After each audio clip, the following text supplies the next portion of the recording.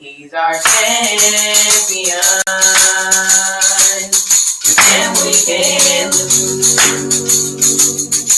We always win. He's our champion.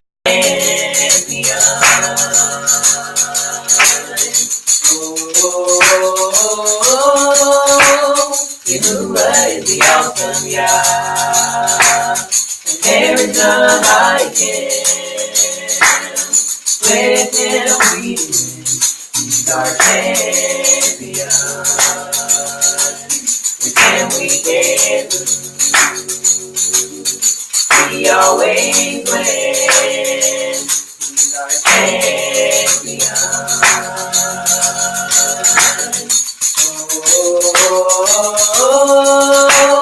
Yahuwah is the awesome Yah. And there is none like you. With you we win. You're our champion. With you we can lose. We always win. You're our champion.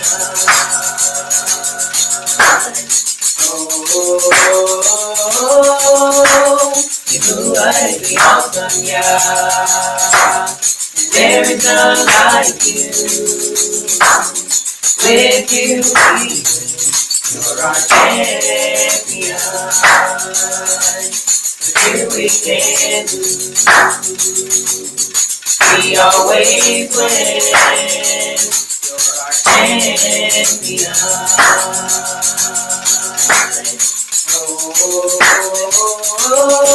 We lift our hands. We lift our voice. We celebrate our champion. We sing hallelujah, hallelujah, for the King who is victorious. We lift our hands. We lift our voice. We celebrate our champion. We sing hallelujah, hallelujah, for the King who is victorious. Yahuwah is the awesome Yah. And there is none like you. With you we win. You're our champion. With you we can lose. We always win. You're our champion.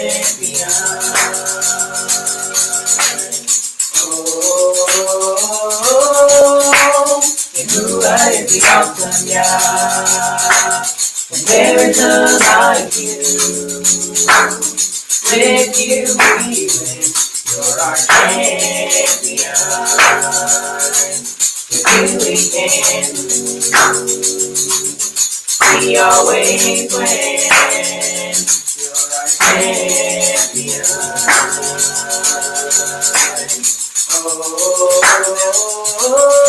We lift our hands. We lift our voice. We celebrate our champion. We sing hallelujah, hallelujah, for the King who is victorious. We lift our hands. We lift our voice. We celebrate our champion. We sing hallelujah, hallelujah, for the King who is victorious. Yahuwah is the awesome Yah. and there is none like you. With you we win, you're our champion. With you we can lose, we always win, you're our champion.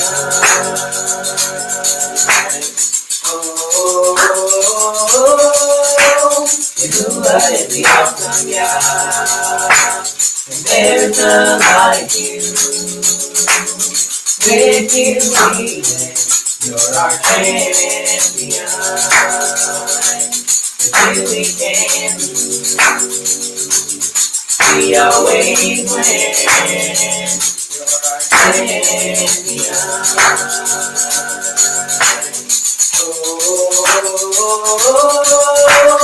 Yahuwah is the awesome Yah, and there is none like you. With you we win, you're our champion. With you we can lose, we always win, you're our champion.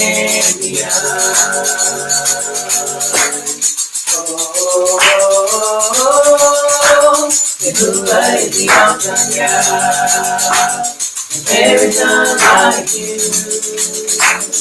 With you we win, you're our champion. With you we can lose, we always win, you're our champion.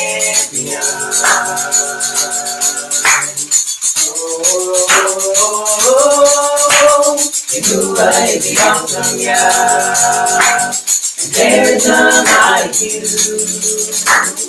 With you we win, you're our champion.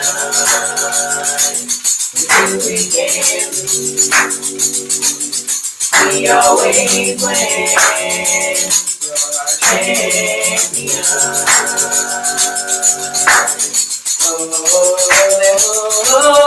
We lift our hands, we lift our voice, we celebrate our champion. We sing hallelujah,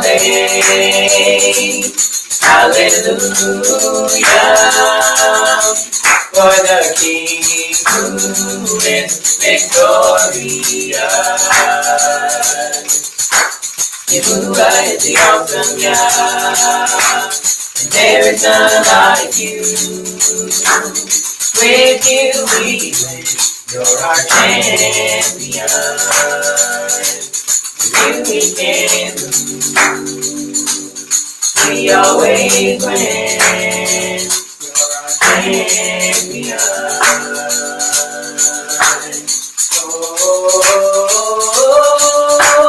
Yahuwah is the awesome Yah, and there is none like you. With you we win, you're our champion. With you we can lose, we always win, you're our champion.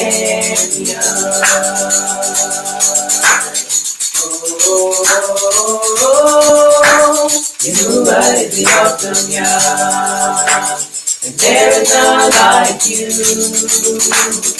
With you we win, you're our champion. With you we can lose, we always win, you're our champion.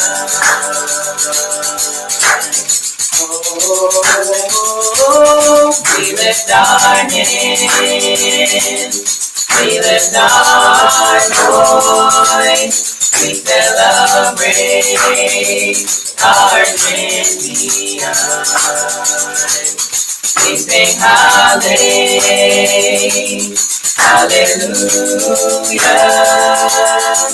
for the King who is victorious. We lift our hands, we lift our voice, we celebrate our champion. We sing hallelujah,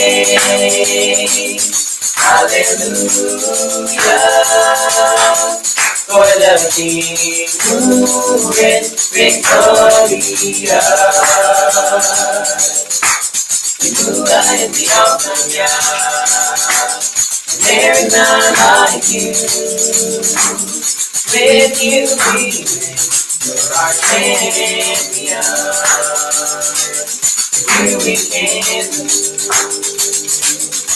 We always win. You're our champion.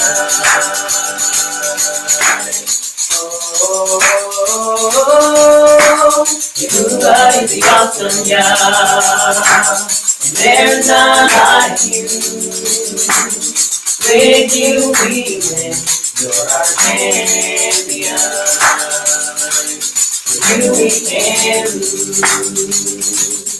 We always win. You're our champion.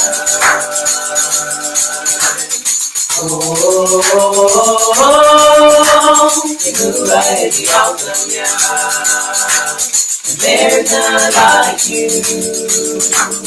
With you we win. You're our champion. With you we can lose. We always win. You're our champion. I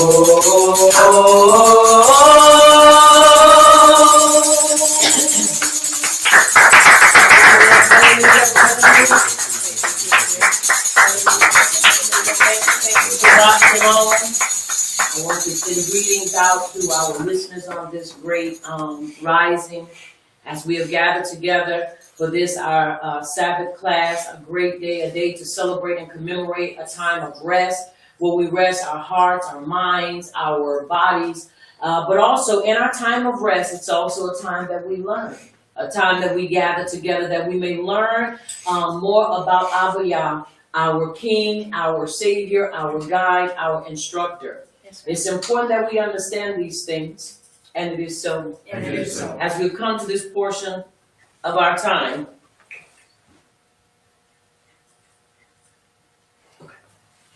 to do the Baruch of the Torah. Repeat with me, Baruch Yahuwah, Baruch Yahuwah, the Baruch one, the Baruch one, Baruch is Yahuwah, Baruch is Yahuwah, the Baruch one, the Baruch one, for all eternity, for all eternity, Baruch atah, Baruch atah, Yahuwah, Yahuwah, our Supreme One, our Supreme King of the universe, King of the universe, who selected us from all the peoples, who selected us from all the people, and gave us His Torah, and gave us His Torah, Baruch atah, Baruch atah, Yahuwah, Yahuwah, giver of the Torah, giver of the Torah, and it is so. and it is so. Come on, say it like you mean it. Baruch atah, Baruch atah, Yahuwah, Yahuwah, our Supreme One, our Supreme One, King of the universe, King of the universe, King of the universe, King of the universe, who gave us the Torah of truth, who gave us the Torah of truth, and implanted eternal life within us. and implanted eternal life within us. Baruch atah, Baruch atah, Yahuwah, Yahuwah, giver of the Torah, giver of the Torah, and it is so. and it is so. And it is so. Now we have the reading of the Ten Commandments by Apostle Brown, coming from the book of Devarim, chapter 5, verses 6 through 22. And it is so. And it is so. Alan, I am Yahuwah, your power, which brought you out of the land of Mitzrayim from the bait of slavery. Bait, you shall have no other power before me. You shall not make you any graven image or any likeness of anything that is in Shemayim above, or that is in the earth beneath, or that is in the mail beneath the earth. You shall not bow down yourself unto them, nor serve them, for I, Yahuwah, your power, am a jealous power, visiting the iniquity of the hours upon the children unto the 34th generation of them that hate me, and showing mercy unto thousands of them that love me and keep my commandments. Gimel, you shall not take the name of Yahuwah your power and falsify it, for Yahuwah will not hold him guiltless that takes his name and empties it. Dalet, guard the Sabbath day to set it apart as Yahuwah your power has commanded you. 6 days you shall labor and do all your work, but the 7th day is the Sabbath of Yahuwah your power. In it you shall not do any work, you, nor your son, nor your daughter, nor your manservant, nor your maidservant, nor your ox, nor your ass, nor any of your cattle, nor your foreigner that is within your gates, that your manservant and your maidservant may rest as well as you. And remember that you were a servant in the land of Mitzrayim, and that Yahuwah your power brought you out of there through a mighty hand and by a stretched out arm. Therefore, Yahuwah your power commanded you to keep the Sabbath day. Hey, honor your Abba and your Ima as Yahuwah your power has commanded you, that your days may be prolonged and that it may go well with you in the land which Yahuwah your power is about to give you. Why? You shall not murder. Saying, neither shall you commit adultery. Hey, neither shall you steal. Hey, neither shall you bear false witness against your neighbor. You, neither shall you desire your neighbor's wife, neither shall you covet your neighbor's bait, his field, or his manservant, or his maidservant, his ox, or his ass, or anything that is your neighbor's. These words Yahuwah spoke unto all your assembly in the mount out of the midst of the fire, of the cloud, and of the thick darkness with a great voice. And he added no more. And he wrote them in 2 tables of stone and delivered them unto me. And it is so. And it is so. And he added no more. Yahushua the son of Nun, chapter 1, verse 7 and 8. Repetition is very important to our development and our growth. Verse 7 says, only be you strong and very courageous, that you may observe to do according to all the Torah which Moshe, my servant, commanded you. Turn not from it to the right nor to the left, excuse me, that you may prosper wherever you go. Verse 8, as I have tailored it to fit our time of confession, let us confess this together. I will not let this scroll of the Torah. I will not let this scroll of the Torah depart out of my mouth. Depart out of my mouth. But I shall meditate in it. But I shall meditate in it. Day and night. Day and night. That I may observe to do. That I may observe to do. According to all that is written in it. According to all that is written in it. But then I shall make my way prosperous. But then I shall make my way prosperous. And act wisely. And act wisely. And act wisely. And act wisely. Now look at your neighbor and tell your neighbor, and you shall act wisely. And you shall act wisely. Look at your other neighbor and tell your other neighbor, and you shall act wisely. And you shall act wisely. Come on, look at your other neighbor across the room and tell him, you shall act wisely. And you shall act wisely. Take your hand and place it over your heart and say, Abba Yah, Abba Yah, I shall act wisely. I shall act wisely. Come on, Abba Yah, Abba Yah, I shall act wisely. I shall act wisely. I am determined. I am determined to act wisely. to act wisely. I am determined. I am determined to act wisely. to act wisely. Come on, one more time. I am determined. I am determined to act wisely. to act wisely. And it is so. And it is so. And it is so. In this day and time, it is important and imperative that we act wisely.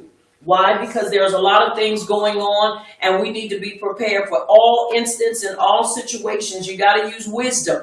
Even if people are foolish and can come across being just honestly and speaking real, can be childish and stupid. Are you hearing me? Yes. It is important that we act wisely. No matter what we are faced with, you have to act wisely. I have to act wisely. And understand something, just because you tell somebody they are in error for doing something, does not mean that you are acting unwisely. Right. We have to prepare ourselves and we have to guard ourselves, because there are many out there that claim to be Ibram, but they are not. And this is where we have to use wisdom. And I'm just being real. We have to, because if we don't, we'll find ourselves being in situations and finding ourselves getting caught up in stuff that we shouldn't have to be caught up in. But it's important that we always pray. And let me tell y'all something. Whenever Abba Yah tells you something, just follow what he says. Because it'll save you a whole, it'll save you time, and it'll keep you from having to deal with foolish stuff. I'm talking from experience. Sometimes we try to be nice and do things when Abba Yah is telling us no, and we still kind of go against that. And then you find yourself dealing with stuff that you wouldn't have to if you just would walk in obedience. Are you hearing me? Yes. It's important that we understand that, and it is so. All right, let's have another song, please.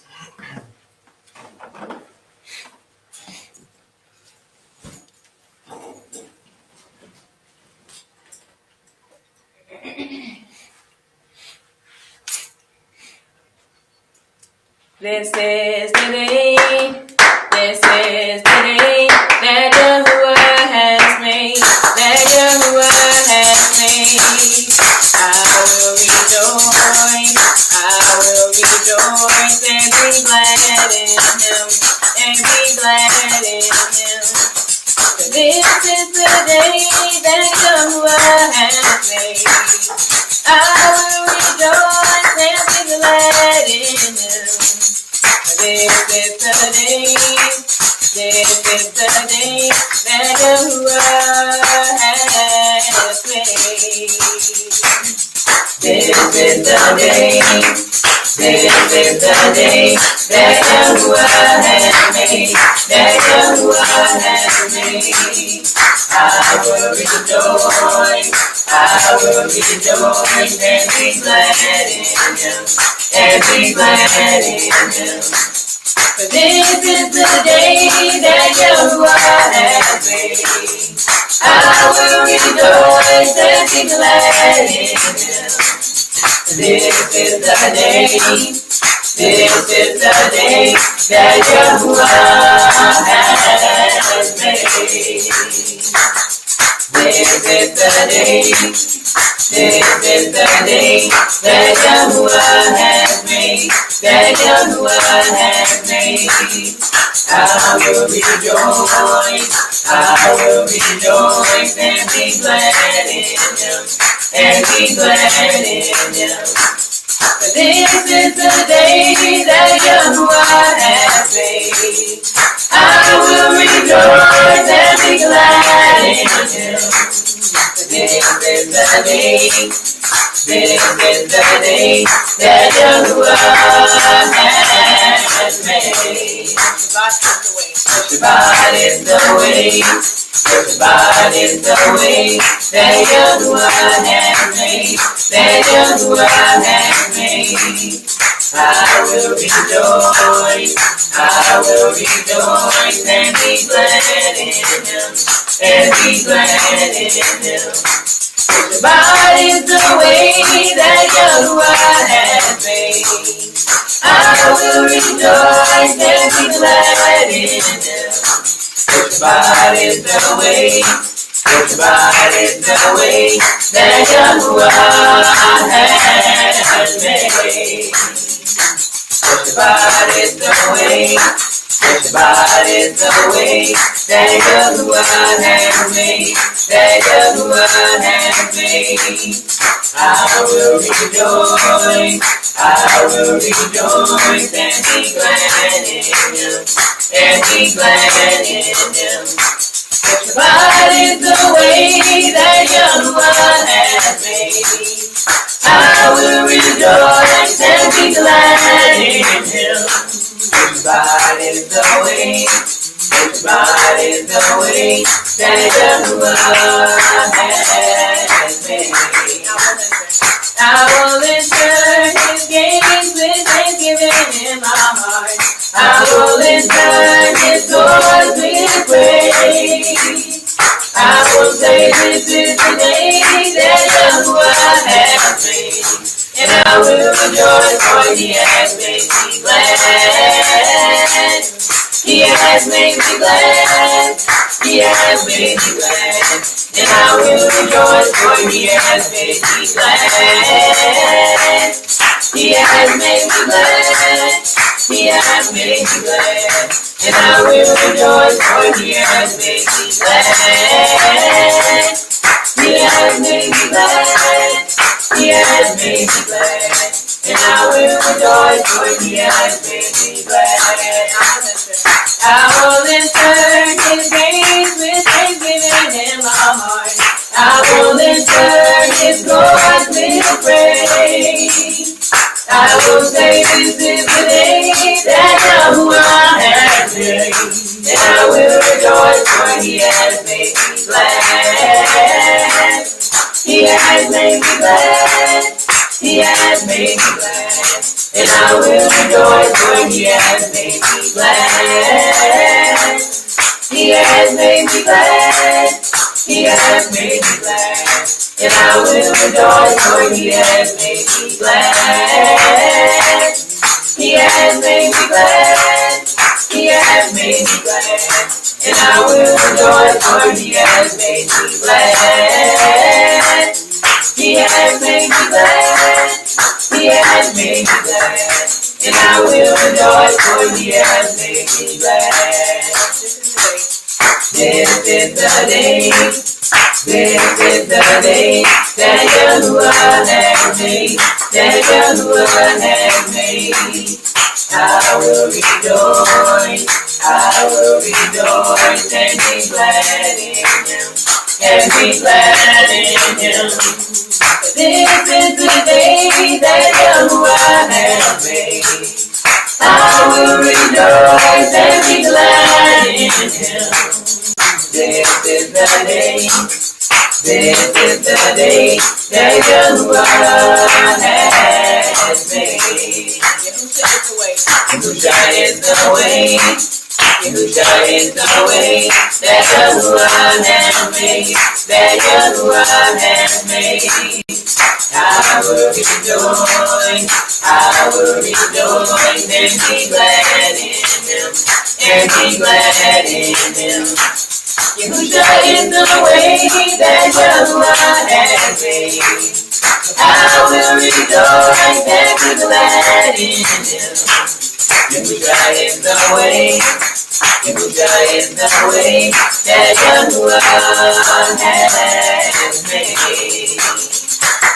Yahushua is the way, Yahushua is the way that Yahuwah has made, that Yahuwah has made. I will rejoice, I will rejoice and be glad in him, and be glad in him. Yahushua is the way that Yahuwah has made. I will rejoice and be glad in him. Yahushua is the way, Yahushua is the way that Yahuwah has made. Yahushua is the way, Yahushua is the way that Yahuwah has made, that Yahuwah has made. I will rejoice, I will rejoice and be glad in him, and be glad in him. Yahushua is the way that Yahuwah has made. I will rejoice and be glad in him. Yahushua is the way, Yahushua is the way that Yahuwah has made. I will enter his gates with thanksgiving in my heart. I will enter his courts with praise. I will say this is the day that Yahuwah has made, and I will rejoice, for he has made me glad. He has made me glad. He has made me glad. And I will rejoice, for he has made me glad. He has made me glad. He has made me glad. And I will rejoice, for he has made me glad. He has made me glad. He has made me glad. And I will rejoice, for he has made me glad. I will enter his gates with thanksgiving in my heart. I will enter his courts with praise. I will say this is the day that Yahuwah has made, and I will rejoice, for he has made me glad. He has made me glad. He has made me glad. And I will rejoice, for he has made me glad. He has made me glad. He has made me glad. And I will rejoice, for he has made me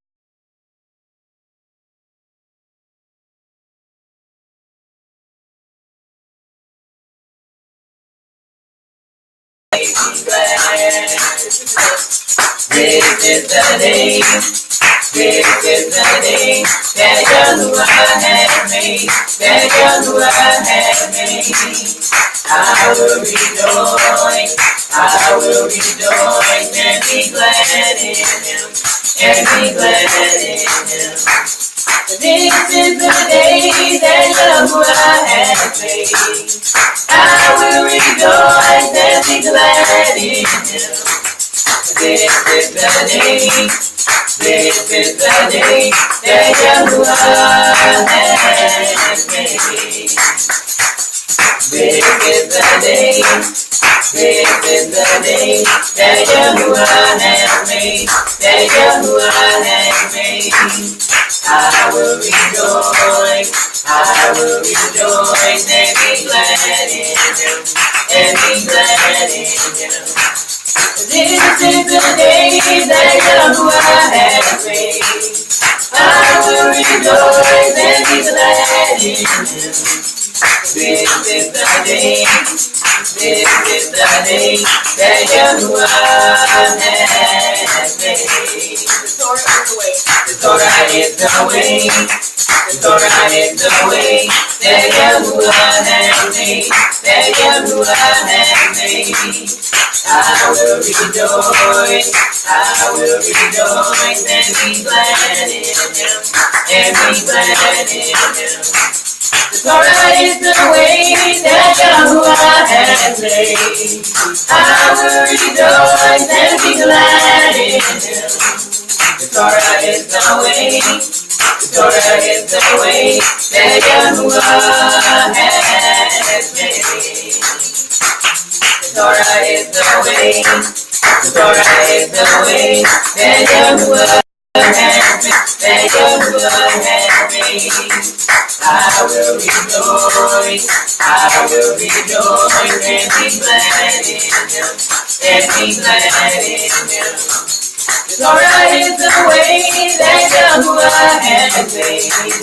I will rejoice and be glad in Him. The Torah is the way, the Torah is the way that Yahuwah has made.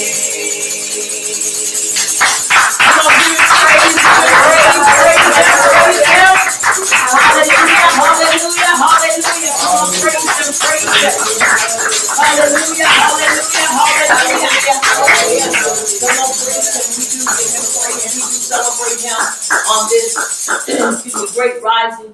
We celebrate him for all that he's doing, all that he's done, and all that he's yet going to do. I want to say this as we continue to move forward. Please, if it cuts out, just join us back. Don't quit us. Stick with us. As we know, sometimes Facebook times out or it does things at certain times.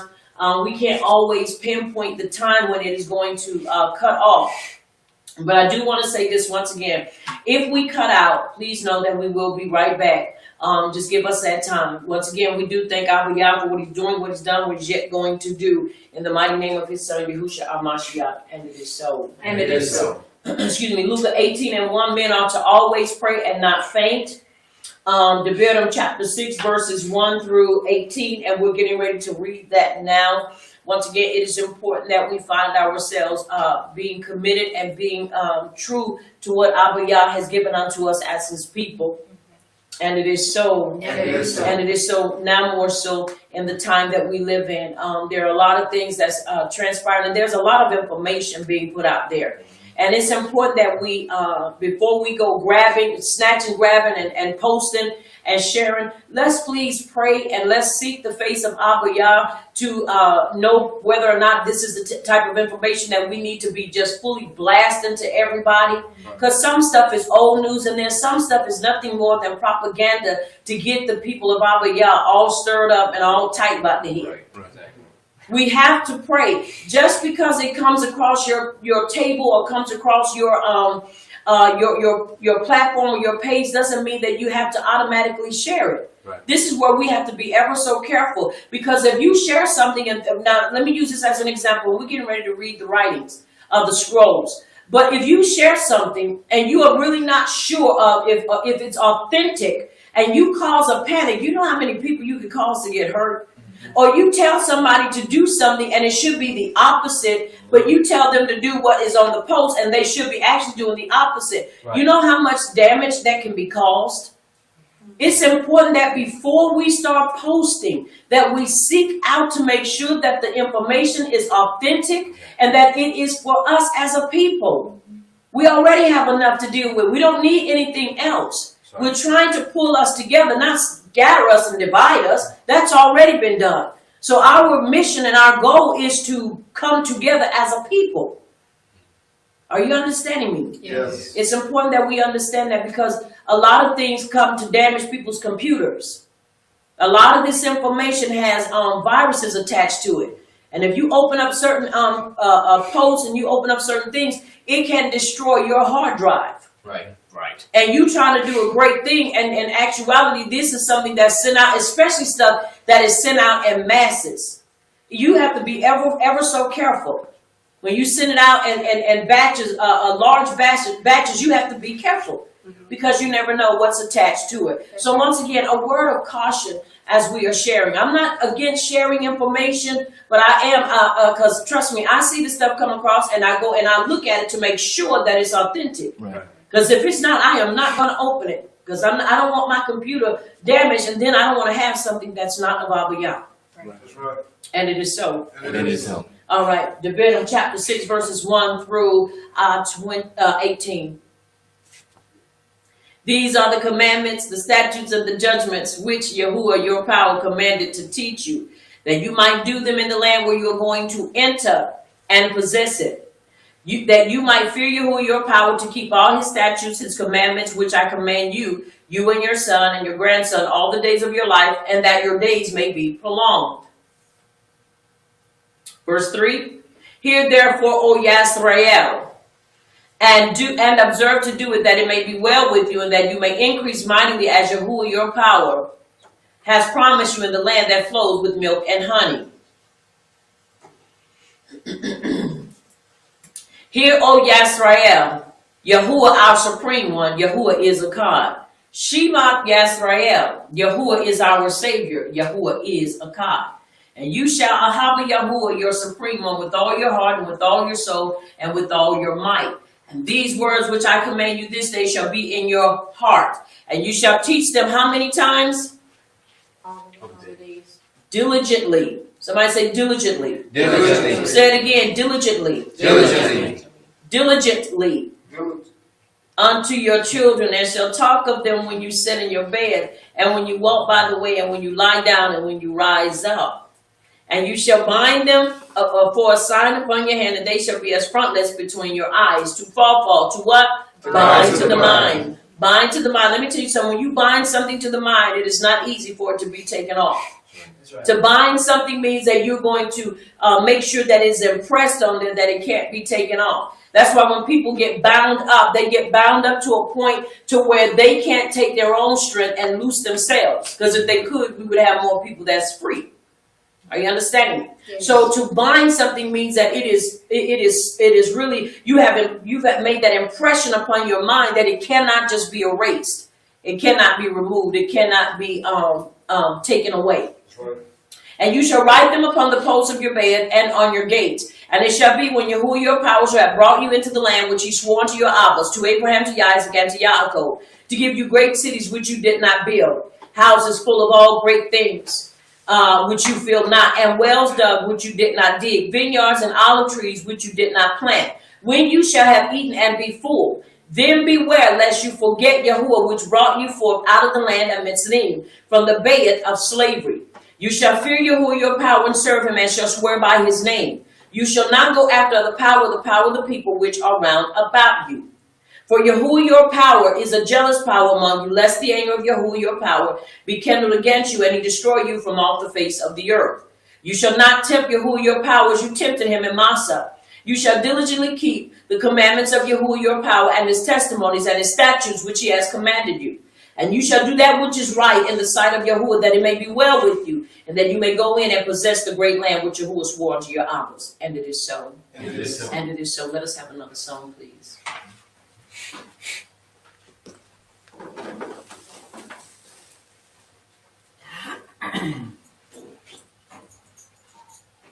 That song.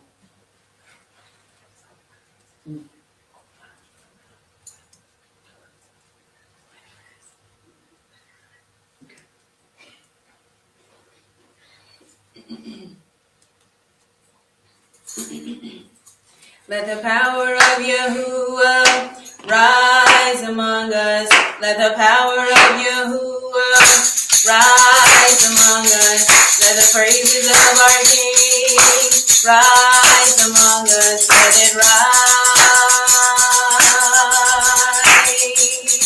Let the power of Yahuwah rise among us. Let the power of Yahuwah rise among us. Let the praises of our King rise among us. Let it rise. Let the power of Yahuwah rise among us. Let the power of Yahuwah rise rise among us. Let the praises of our King rise among us. Let it rise. Oh, oh, oh, oh, let it rise. Oh, let it rise.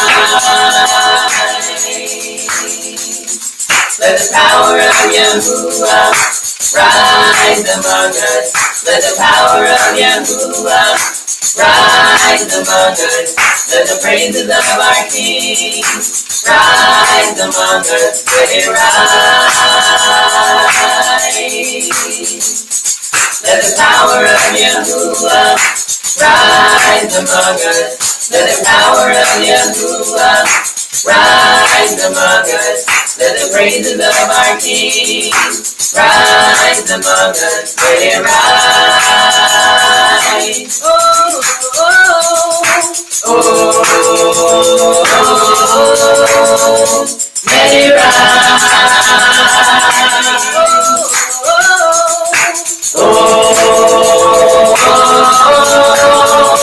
let it rise. Oh, let it rise. Let the power of Yahuwah rise among us. Let the power of Yahuwah rise among us. Let the praises of our King rise among us. Let it rise. Let the power of Yahuwah rise among us. Let the power of Yahuwah rise among us. Let the praises of our King rise among us. Let it rise. Oh, oh, oh, oh, let it rise. Oh, oh, oh, let it rise. Oh, oh,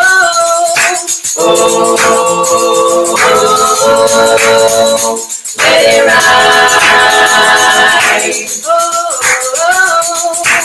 Oh, let it rise. Let the power of Yahuwah rise among us. Let the power of Yahuwah rise among us. Let the praises of our King rise among us. Let it rise. Oh, oh, oh, let it rise. Oh, oh,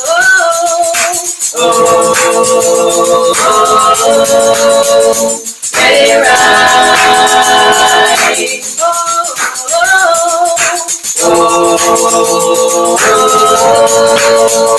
let it rise.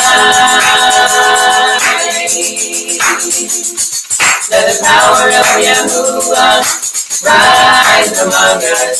Let the power of Yahuwah rise among us. Let the praises of our King rise among us. Let it rise. Let the power of Yahuwah rise among us. Let the power of Yahuwah rise among us. Let the praises of our King rise among us. Let it rise. Oh, oh, oh, oh, let it rise. Oh,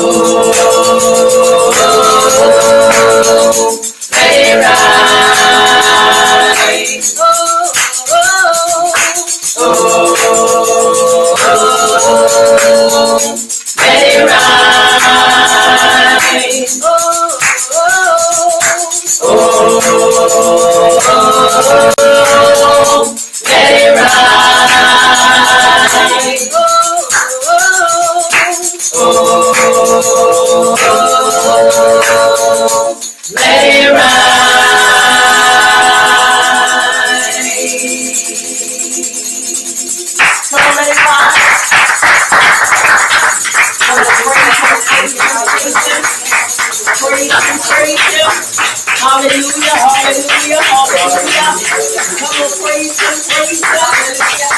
Come on, he's worthy, you're worthy, hallelujah, you're worthy, you're worthy. Hallelujah, hallelujah. We come to praise him.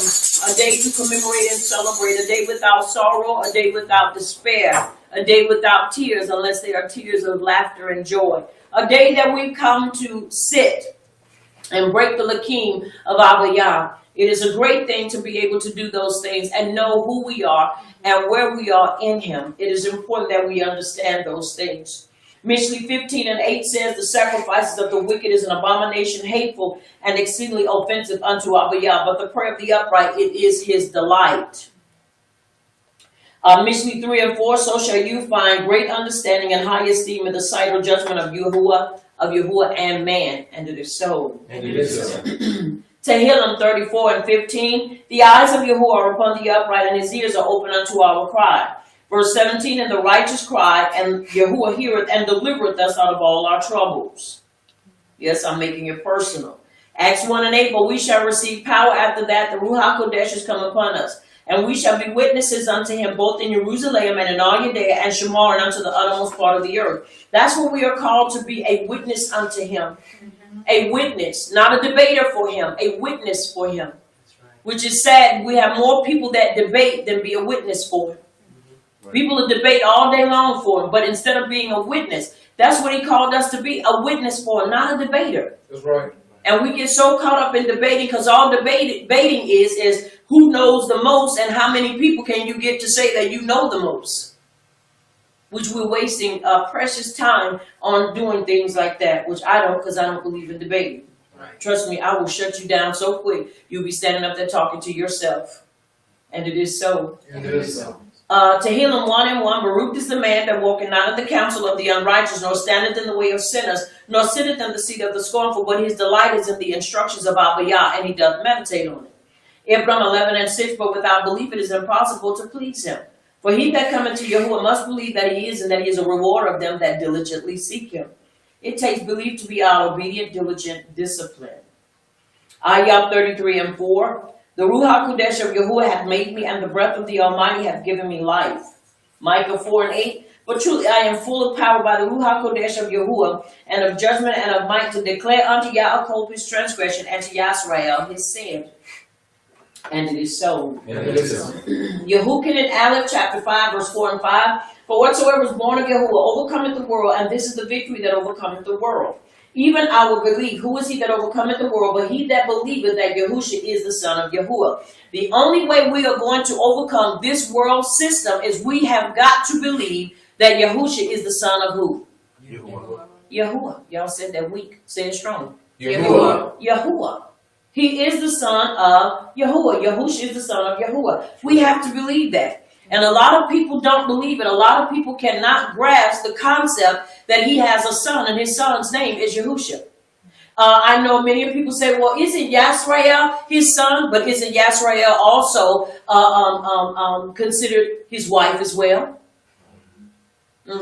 Once again, you have to understand, these are remez. This is a hint. Every stage that Yisrael found himself in, and Yahuwah referred to them in that position. We know, and just to take a sidebar, we know that Yahuwah, when he referred to them as his wife, he referred to them, or as his Isha, that was the position of taking care of them. Right.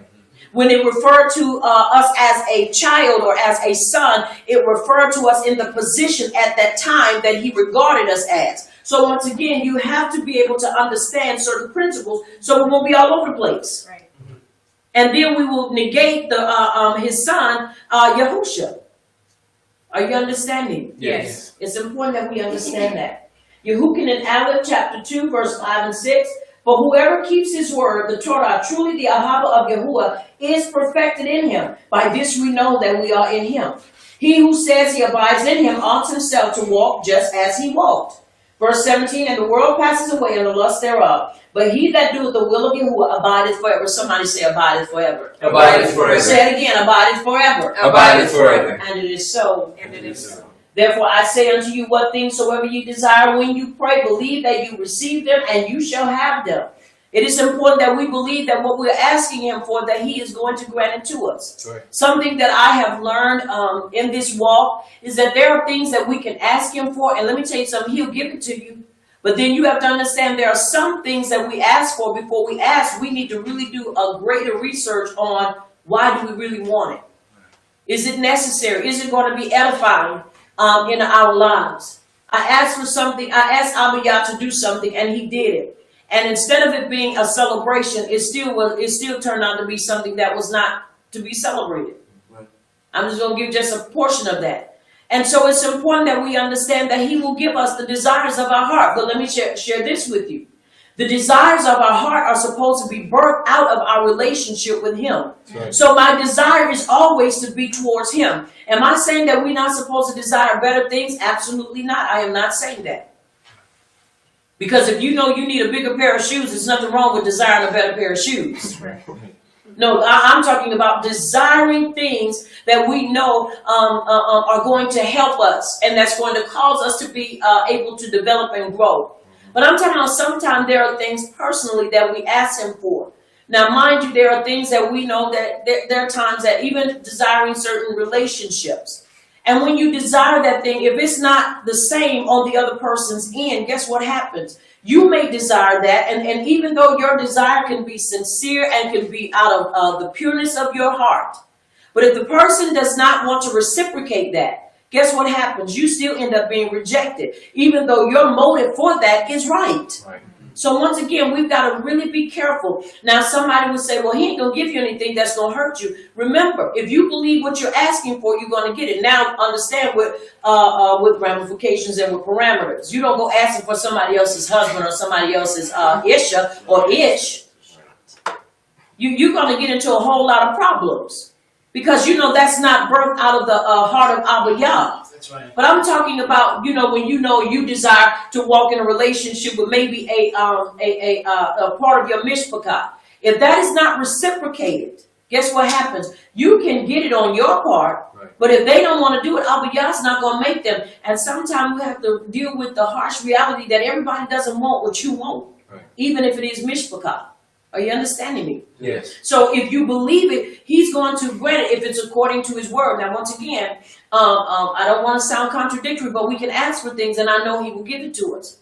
But I believe there are times he gives us things to show us. I'm going to show you what the reality of this is. That way, when you say it's out of your heart, it will really be out of your heart. Are you understanding me? Yes. You sure you're understanding me? Am I making sense? Yes. Because then when the manifestation of it comes, and it really is not what it's supposed to be, then you can really say, now this is it. This is the last nail for this, because this is going to be buried in the briar or the coffin. It's going in there, and it's going to stay in there. The coffin, right? Yes. Not the sarcophagus, right? Or is it the sarcophagus as well? Sarcophagus. Yeah, so in that. So once again, when you put it in there, leave it in there. Let it be buried and let it stay buried.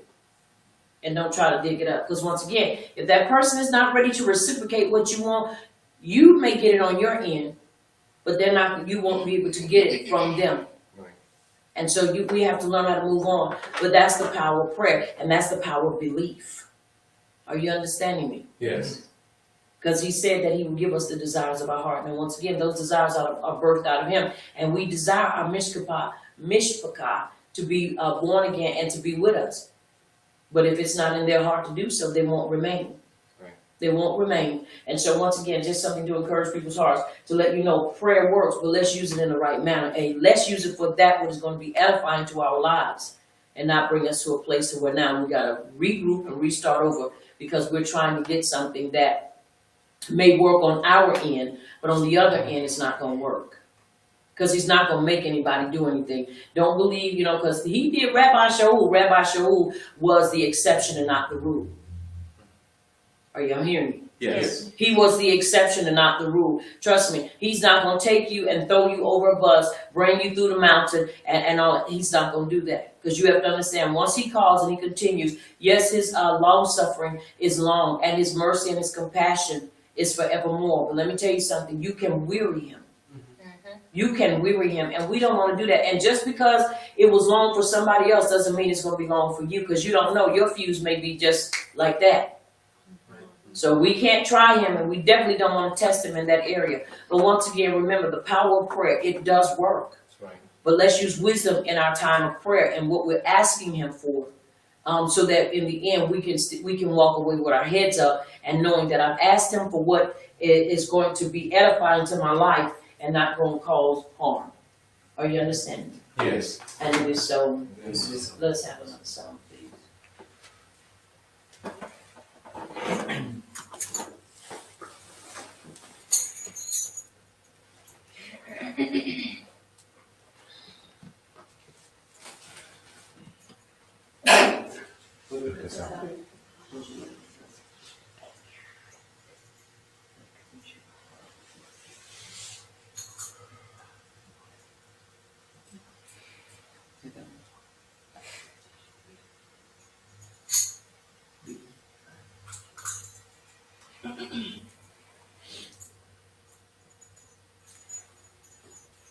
Be magnified,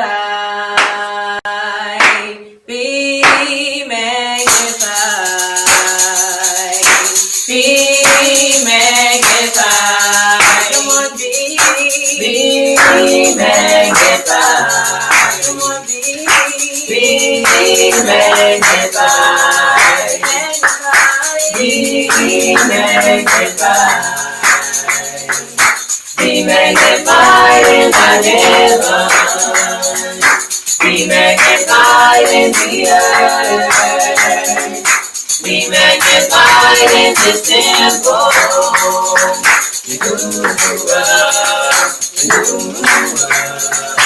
be thou magnified, be magnified, be magnified. Be magnified, be magnified,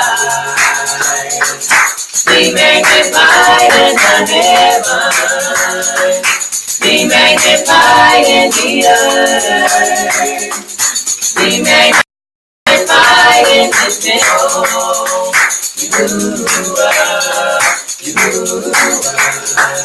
Be thou magnified, be magnified, be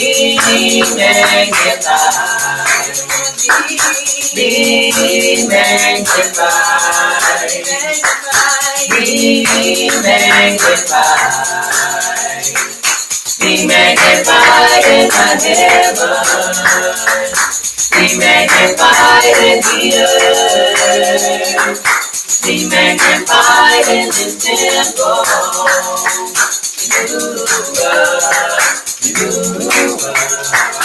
Be thou magnified, be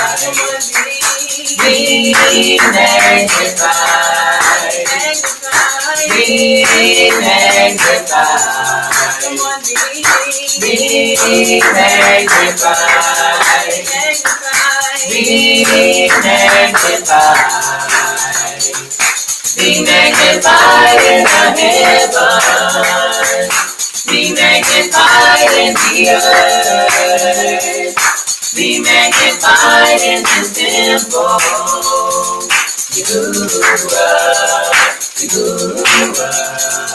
Be thou magnified,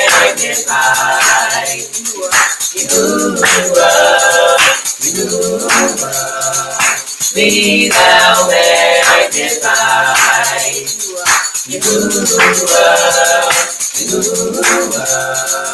be thou magnified,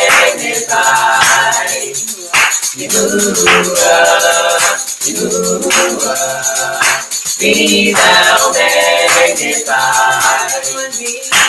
be magnified, be magnified,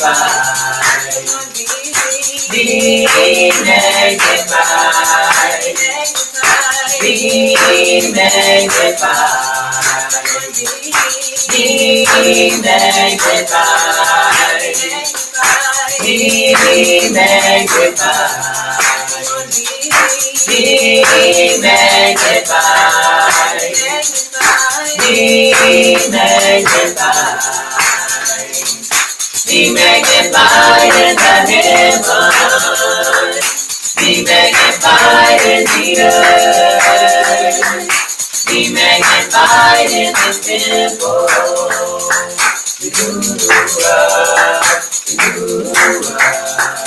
Be thou magnified.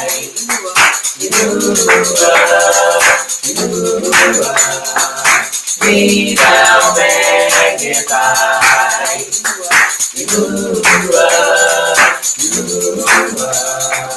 Be thou magnified.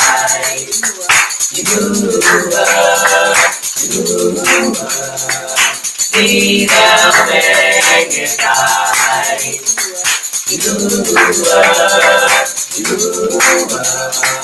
Be thou magnified.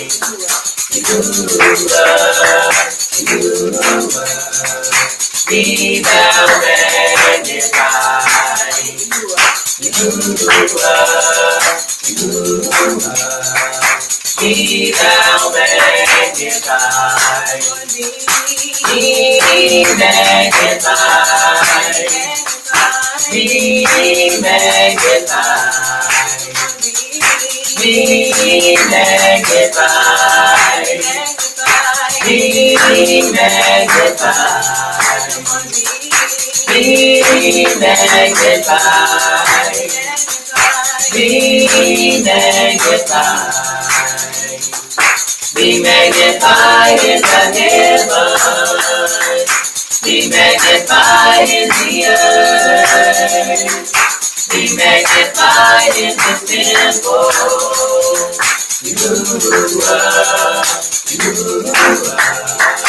Be thou magnified. Be magnified. Be magnified. Be magnified. Be magnified.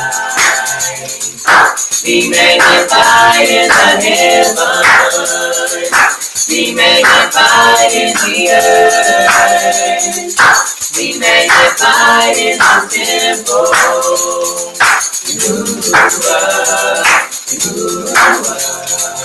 Be thou magnified.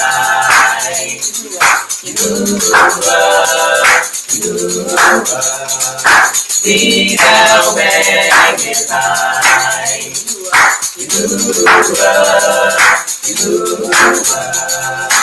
Be thou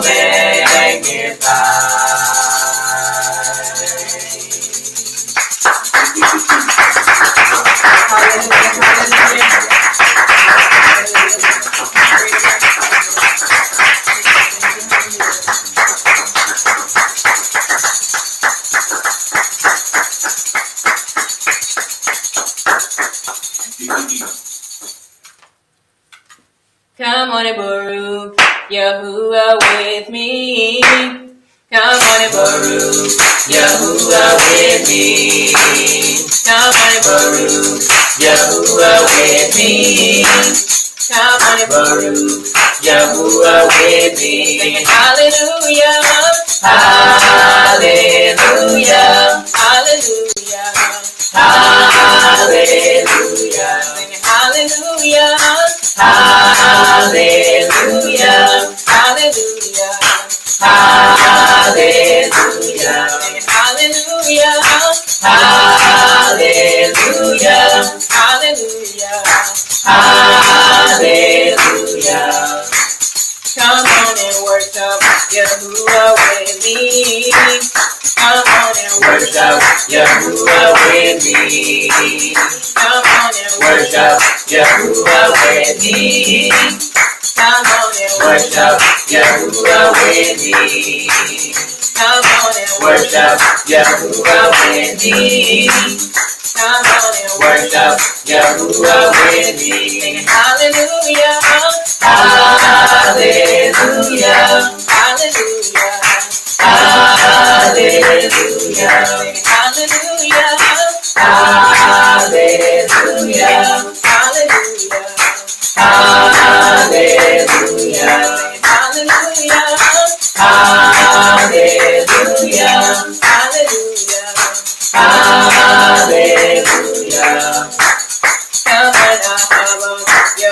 Yahuwah with me.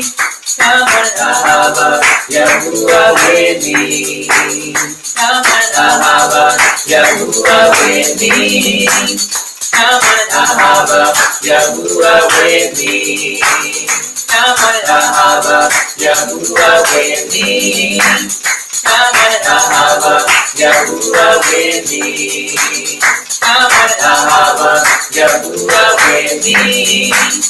Come on, Ahava, Yahuwah with me. Sing hallelujah, hallelujah, hallelujah, hallelujah. Sing hallelujah, hallelujah, hallelujah, hallelujah, hallelujah, hallelujah,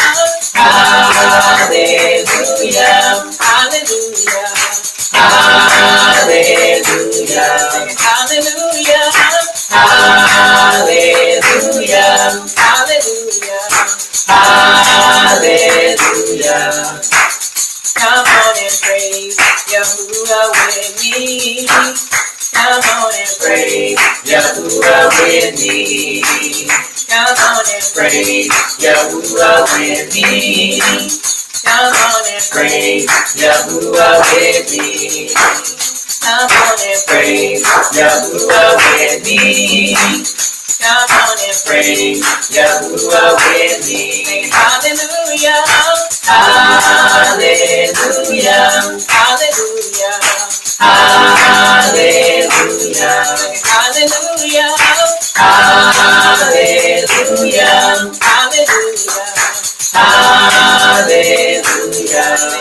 hallelujah, hallelujah, hallelujah, hallelujah,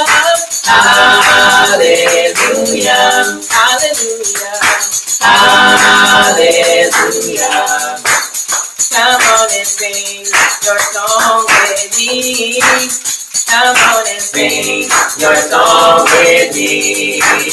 Come on and sing your song with me. Come on and sing your song with me. Come on and sing your song with me.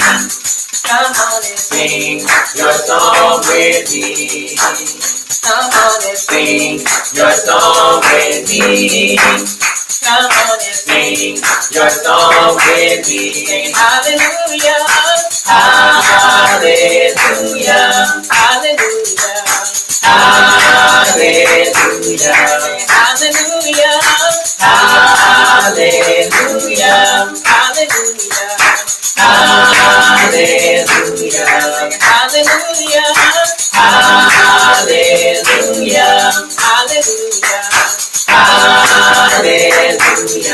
hallelujah, hallelujah, hallelujah, hallelujah,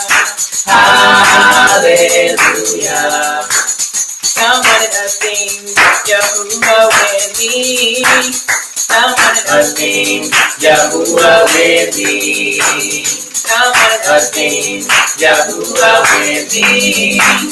Come on and sing Yahuwah with me. Come on and sing Yahuwah with me. Come on and sing Yahuwah with me. Come on and sing Yahuwah with me. Come on and sing Yahuwah with me. Sing hallelujah, hallelujah, hallelujah, hallelujah, hallelujah, hallelujah, hallelujah, hallelujah, hallelujah, hallelujah,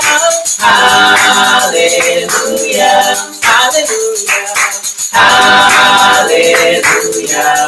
hallelujah, hallelujah, hallelujah, hallelujah, hallelujah.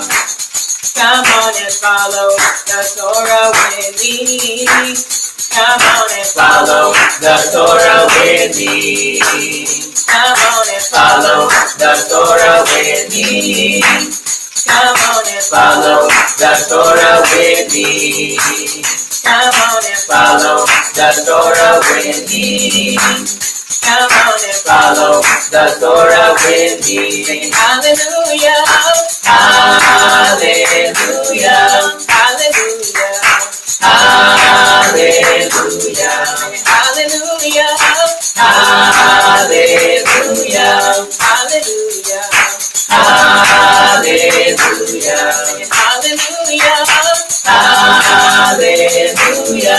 Hallelujah. Come on and Baruch Yahuwah with me. Come on and Baruch Yahuwah with me. Come on and Baruch Yahuwah with me. Come on and Baruch Yahuwah with me. Come on and Baruch Yahuwah with me. Come on and Baruch Yahuwah with me. hallelujah, Hallelujah. hallelujah, Hallelujah. hallelujah, Hallelujah. hallelujah, Hallelujah. hallelujah, Hallelujah. hallelujah. Hallelujah. Come on and Ahava Yahuwah with me. Come on and Ahava Yahuwah with me. Come on and Ahava Yahuwah with me. Come on and Ahava Yahuwah with me. Come on and Ahava Yahuwah with me. Come on and Ahava Yahuwah with me. Come on and Ahava Yahuwah with me. Come on and Ahava Yahuwah with me. sing hallelujah, Hallelujah. hallelujah, Hallelujah. sing hallelujah, Hallelujah. hallelujah, Hallelujah. hallelujah, Hallelujah. hallelujah, Hallelujah. hallelujah, Hallelujah. hallelujah, Hallelujah. hallelujah,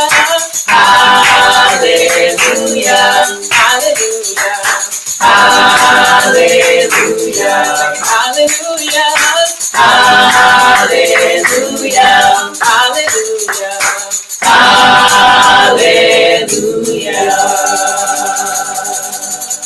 Baruch him, hallelujah,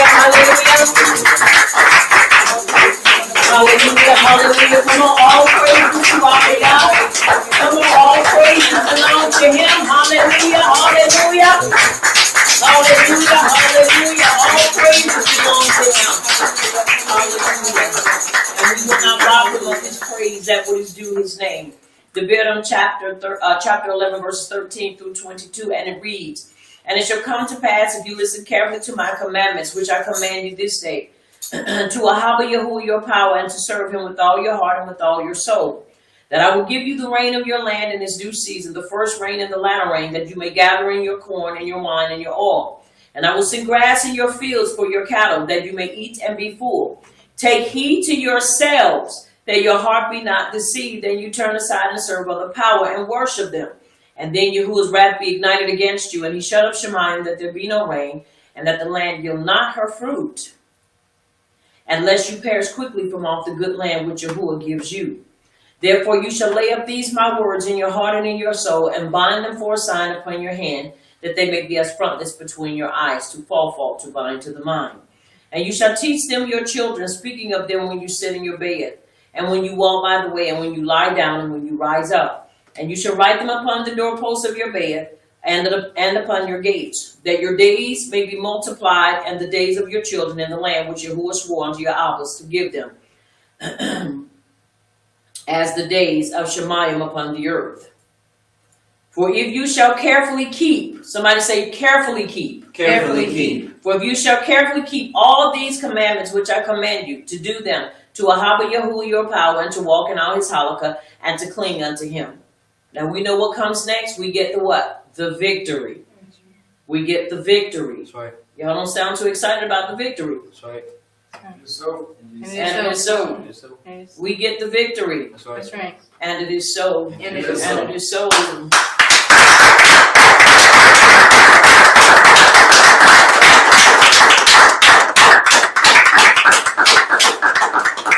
I told him for the victory. I told him for the victory every day of my life. Each one of us have our own things we have to deal with and the challenges that we have to face. But I appreciate him for the victory. And I'm not ashamed to say that I have the victory, and I will continue to have the victory over every situation in my life. That's right. Because I'm determined to allow the Torah to be the guide and the leader of my life. That's important. And if you're going to truly walk in the victory, then you got to let people. So did not the writing say, let the redeemed of Abba Yah say so? Yes. We're supposed to say so every day of our lives. I'm redeemed regardless of what situation I find myself in. I am redeemed. yes. No matter how tired I am, I'm still redeemed. That's right. And it is so. And it is so. And it is so. And we need to make sure we let that know. We make noise about everything else. Let's make noise about our victory. That's right. And it is so. And it is so. And it is so. Let us say this together as we come to our time of confession and the time that we seal our prayer and our praise. Let us say this together. May the utterance of my mouth May the utterance of my mouth and the deliberation of my heart and the deliberation of my heart be desirable before you, be desirable before you, O Yahuwah, O Yahuwah, my rock my rock and my redeemer. and my redeemer. May the utterance of my mouth May the utterance of my mouth and the deliberation of my heart and the deliberation of my heart be desirable before you, be desirable before you, O Yahuwah, O Yahuwah, my rock my rock and my redeemer. and my redeemer. And it is so. And it is so. And it is so. We have just recited Tehillim 19 and 15. That would seal our time of prayer, praise, and worship unto Abba Yah. And it is so. And it is so. You may be seated in His presence as we go right back into the writings, the scroll on today, as we are talking about, once again, enter this portion of our theme is Bo, and it means to enter. And on last night, as we do a recap, as we talked about the different things about Moshiach, and we come to understand what many people had taken and viewed as a speech impediment was actually him making it known that he was not a man of eloquent speech, and he was not one that was able, or he felt that he was not qualified to be able to speak in the presence of Pharaoh. And so that's why he said, I am slow of speech and slow of tongue, because he could not formulate, and he could not, like how we have some people today that every time they open their mouths, they had them 25 and $10 words coming out of their mouths. And so Moshiach felt like this is something that is above me. And so Abba Yah gave him Haran, his older brother, to speak on his behalf. Now, if you look through the scrolls, you will find that Moshiach had no problem conveying his words and his thoughts to everybody else. Mm-hmm. He had no problem. The only problem he had was when it came down to dealing with Pharaoh. And so many of us can identify with that, but we got to also understand that Abba Yah told him, he said, I will give you the words to say. That is the indicator right there. He did not say, I will fix your speech. He said, I will give you what to say. In other words, don't worry about it. I will be your words. I will give you what to convey to Pharaoh. And so that's so important for us to understand as a people. We also learned that each one of the, as we're coming to the final, plague. We know the first plague, the water, represented, it was the Egyptians' gods was Hapi and Canaan, god of the Nile. And the frogs, each one represented something. And so when the water was turned to blood, it was a reminder to them of the babies that were, the blood of the babies that were shed in the Nile River, to remind them of what was taking place. The frogs, also the croaking of the frogs was a reminder of the cries of the babies that ended up dying. And not only that, the frogs were such a pestilence that they were getting into people's clothes and they were biting them and their personal areas, and they were just a major nuisance. So that was horrible. And so then you had the lice, and the lice was not only on them, but it was in their clothes, and there was nothing they could do to get rid of it. And if you've ever been bit by a flea, and if you've ever had red bugs, you can imagine if you a country person and you've been out there in the country, right, and then red bugs get under your skin, it takes forever to get them off. You get the right stuff and start rubbing it on your skin, you can get them tamed and get them off you. But we talking about they couldn't get them off them at all. because this was a calamity that was brought upon their lives. So they could not get them off of them. Then you go from the lice to the swarms, which we've learned. Once again, the frogs was Heket, which was the goddess of fertility and water. Then we had the lice, which was Geb, god of the earth. Each one of the pestilence that Abba Yah brought, it was attached to a deity. And so if this deity was so powerful, then it would have been able to counteract or call its own back into itself. But couldn't do it. Why? Because these deities had no power. They had no authority.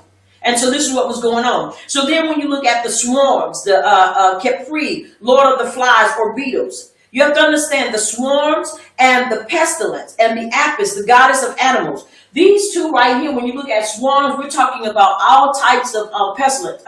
Types of animals, stinging, biting bugs. When you get to pestilence, pestilence was just not talking about small animals. We're talking about big animals also, noxious animals. In other words, animals that was venomous. Animals that were very treacherous and that brought terror to the Mitzrayim, to the point to where they were killing the domesticated animals. So you got to understand, we're not just talking about a few meal bugs here, a few peel bugs here. No, we're talking about big animals as well. We're talking about big game animals like lions and tigers and so forth that were coming in and destroying the domesticated animals that they used, and most of them worship them.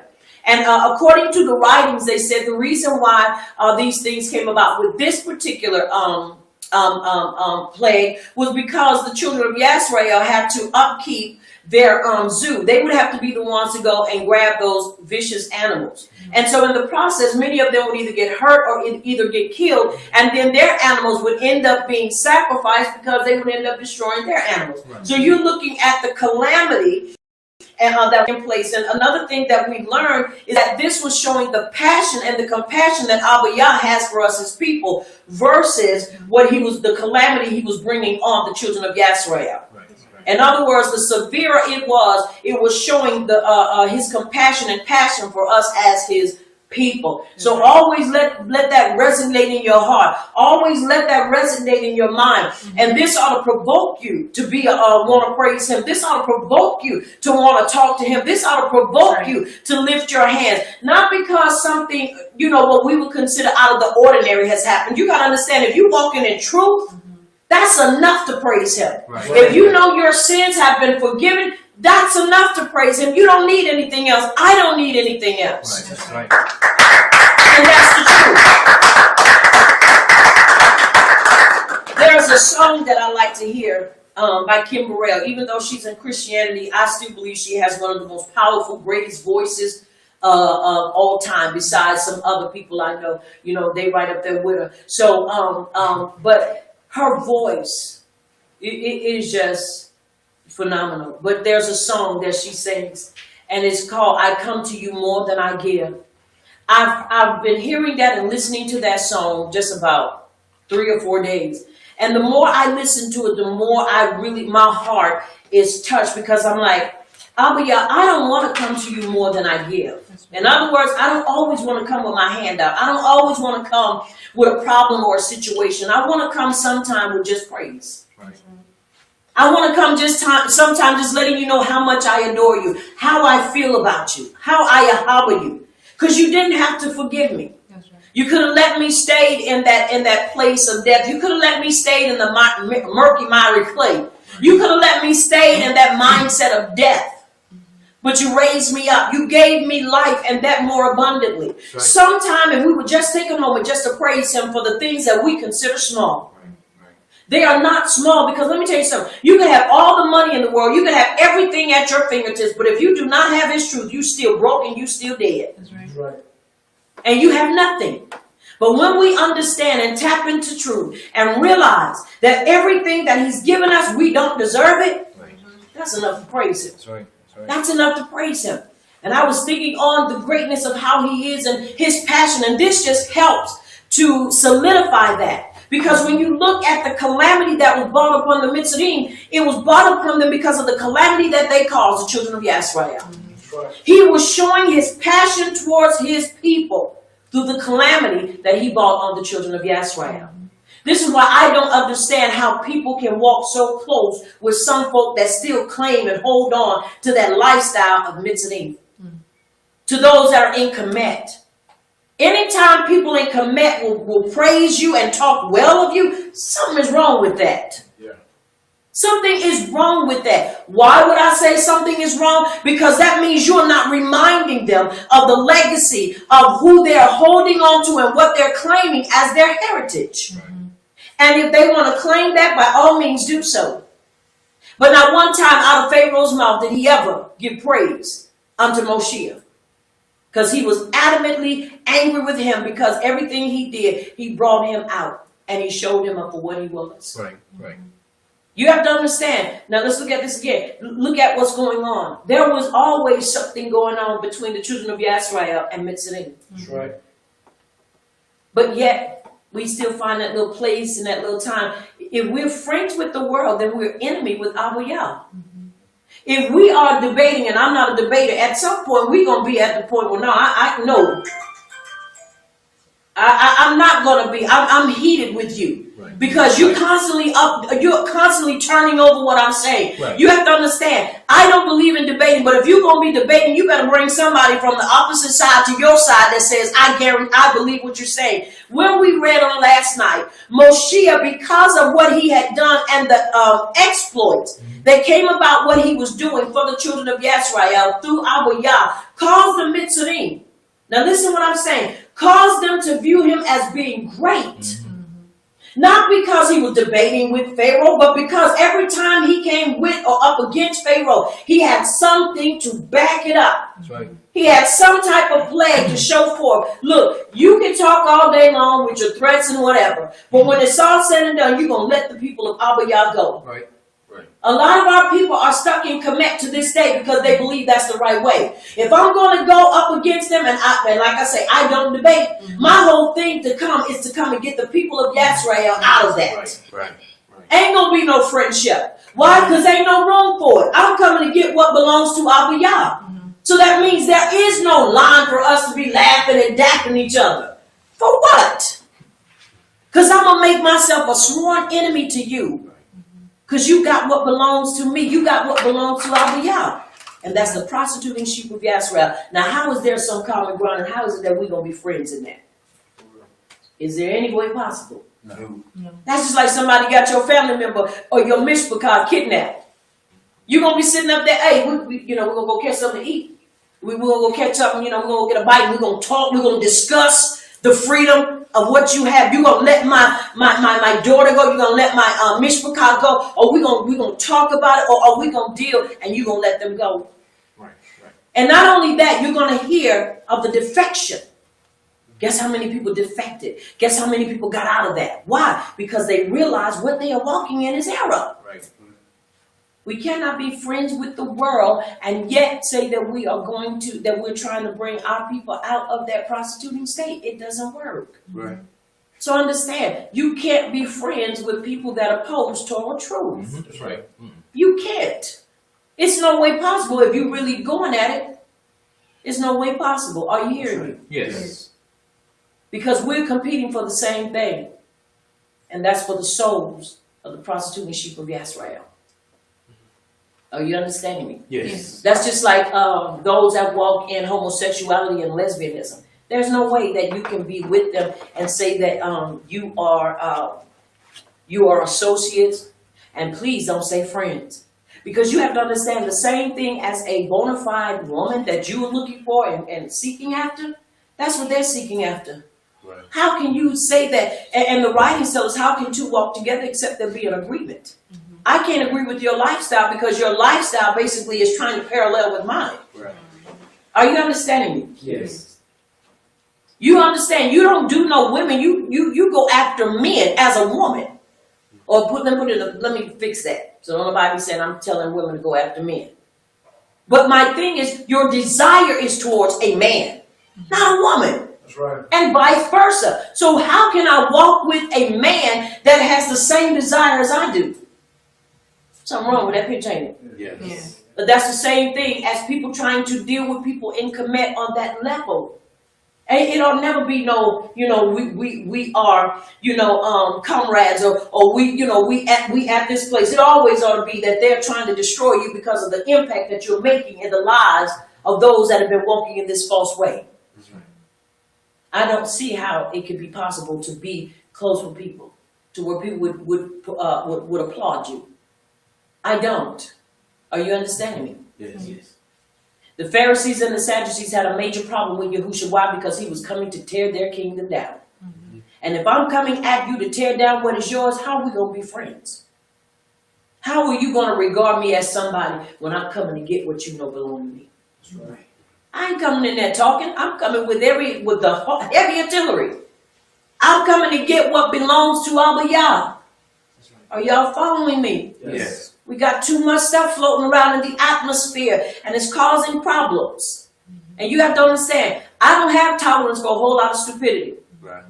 So when people start thinking, well, boy, she sure is quick to do that, because you have to understand, when you understand it's about life, you don't have time to be playing games with people. Right.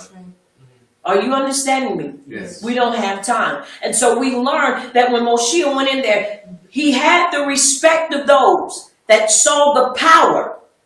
They saw the power of Abba Yah manifested in his life. And they began to esteem him because they knew that Abba Yah was working in him. That's right. You got to give a person their props for when you see these things. And so it is important that we understand these things. Are you hearing me? Yes. Now, once again, as he saw all these things taking place and these things were being done, this is what took place. Now, the pestilence, once again, Apis, which is the goddess of animals, animals were attacking and animals were doing all types of things at that time, and they were devastating the domestic animals. Even pigs. Pigs were out in the area, and you have to understand about a pig. A pig is contaminated. That's right. And so what the pigs would do, because they would go and graze and eat, and then the animals that would follow behind them would fall sick and die. Mm-hmm. Are you hearing me? Yes. So it's important that we understand this. Yeah. That's right. All right, the boils that came against Isis, goddess of nature and healing. You have to understand what a boil is. A boil is something that is that comes above or on the skin, and it causes excruciating pain. Boils are like pus bumps. That's where sickness, whenever it's in the body, if you've ever heard a person say they had a rising, it is sort of like a boil. And most of the time people lance boils. But you can't lance these boils, because these boils were something that came from Abba Yah. Now, mind you, they're coming out of this, but every time they come out of one situation, even though these plagues lasted 7 days, you got to remember the effect lasted longer. So as they had the plagues for 7 days, the effect lasted about 29, 30 days. So immediately they went right back into another calamity. While they're trying to regroup and recuperate from that first or the second plague, they're constantly going at it. And it's continually going on. And it is so. It is so.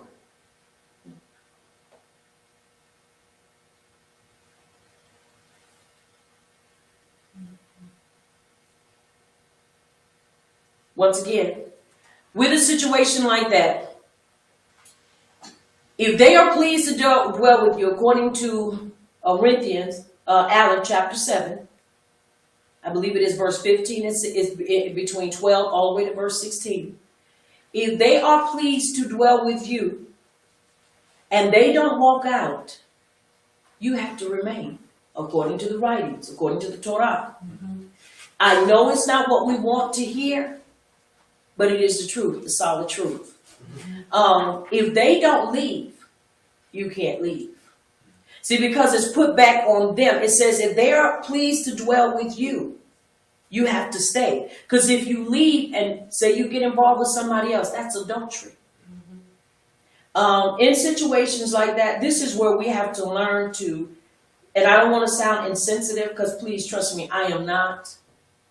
I know everybody wants to, especially when you are in a relationship, you want to have the ahava of that person. You want the companionship of that person. You want to laugh with that person. You want to be able to cry with that person. You want to experience those things. But until that person is ready to leave and let go, unless it's physical. Now, if it's physical, I've said and I'll say it again, pack your bags and leave. Because nobody deserves to be beat. There's nowhere in the writing that gives anybody the right to beat on another human. Nobody, unless you're defending yourself. That's right. But as long as that person desires to stay with you, you have to remain there. Now, the thing I suggest is you go deeper in Abba Yah, because one or two things. Either they're going to stay there and change, or they're going to get tired of you being deeper in him, and then they're going to make up their mind to leave. But you got to make sure that you make their way in their life, and I know it sounds, once again, hard. I'll say challenging, not so much hard, challenging. You got to make sure you still do what you are supposed to do as a Isha. If they reject that and they don't want that, you've done what you have to do. But, once again, they're doing wicked, you know they're doing wicked, you don't have to participate in that. But until they make up in their mind they're ready to depart out of that relationship, you have to remain there. And you have to be committed to it. Once again, I know that does not sound, is not what a lot of times people want to hear. But it is the truth. This is why I encourage people to, one, do everything you know how. Everything you know how. As they continue to do wicked, you do upright. They continue to be hard, you continue to answer with the soft answer. Remember, the writings tell us it is a soft answer that turns away what? Wrath. So we've got to know how to answer. One or two things, as I said, either they're going to get tired of you showing yourself through the Torah as a humble Isha that truly ahabas them. Or they're going to get tired and say, this is just all fake and I'm tired, I don't want no other parts of it, and they're going to walk out. Once again, and continue to pray. Abba Yah, give me wisdom in this. Once again, unless it's physical, you have to remain. Because if you walk away from that, you will never be able to be with anybody unless that person dies. And somebody may say, but if they walk away because they're not pleasing to you, then you do not have to go and run after them, and you do not have to take them back if they walk away from you. But you have to remain committed, and you have to be there to shine and show the Ahava of Yahuwah. And once again, that's the writings, and that's in Corinthians, Aleph, chapter 7, and I believe it's between the 12th and the 16th. It is 13, 7 and 13, Torah, and it says, and if a woman has a Isha who is not a believer, and he is willing to live with her, she must not divorce him. You can't divorce him, and you can't leave him. Once again, my heart goes out, and my prayers are with you. But I encourage you to keep your head up, keep your shoulders squared, and keep your heart and your feet in and upon the Torah, and continue to find yourself falling deeper and deeper in the Ahava of Yahuwah and His Torah. And ask Abba Yah, just as He did Jeremiah, to make your forehead as flint, make you strong, make you tough against those things. And that you're able to endure those things. Even the writings tell us enduring hardship as a great soldier. Once again, it's the writings, it's the Torah. We have to walk in it, and we have to adhere to it. And so that's what I would say to you on today. Once again, you have our prayers. I'm praying with you and for you. But that's what it is. I can't change it, and nobody else. And if anybody else tell you differently, you remember Corinthians Aleph, chapter 7, verse 13, and read all of it, and you'll see. If we're going to live by the Torah, we have to.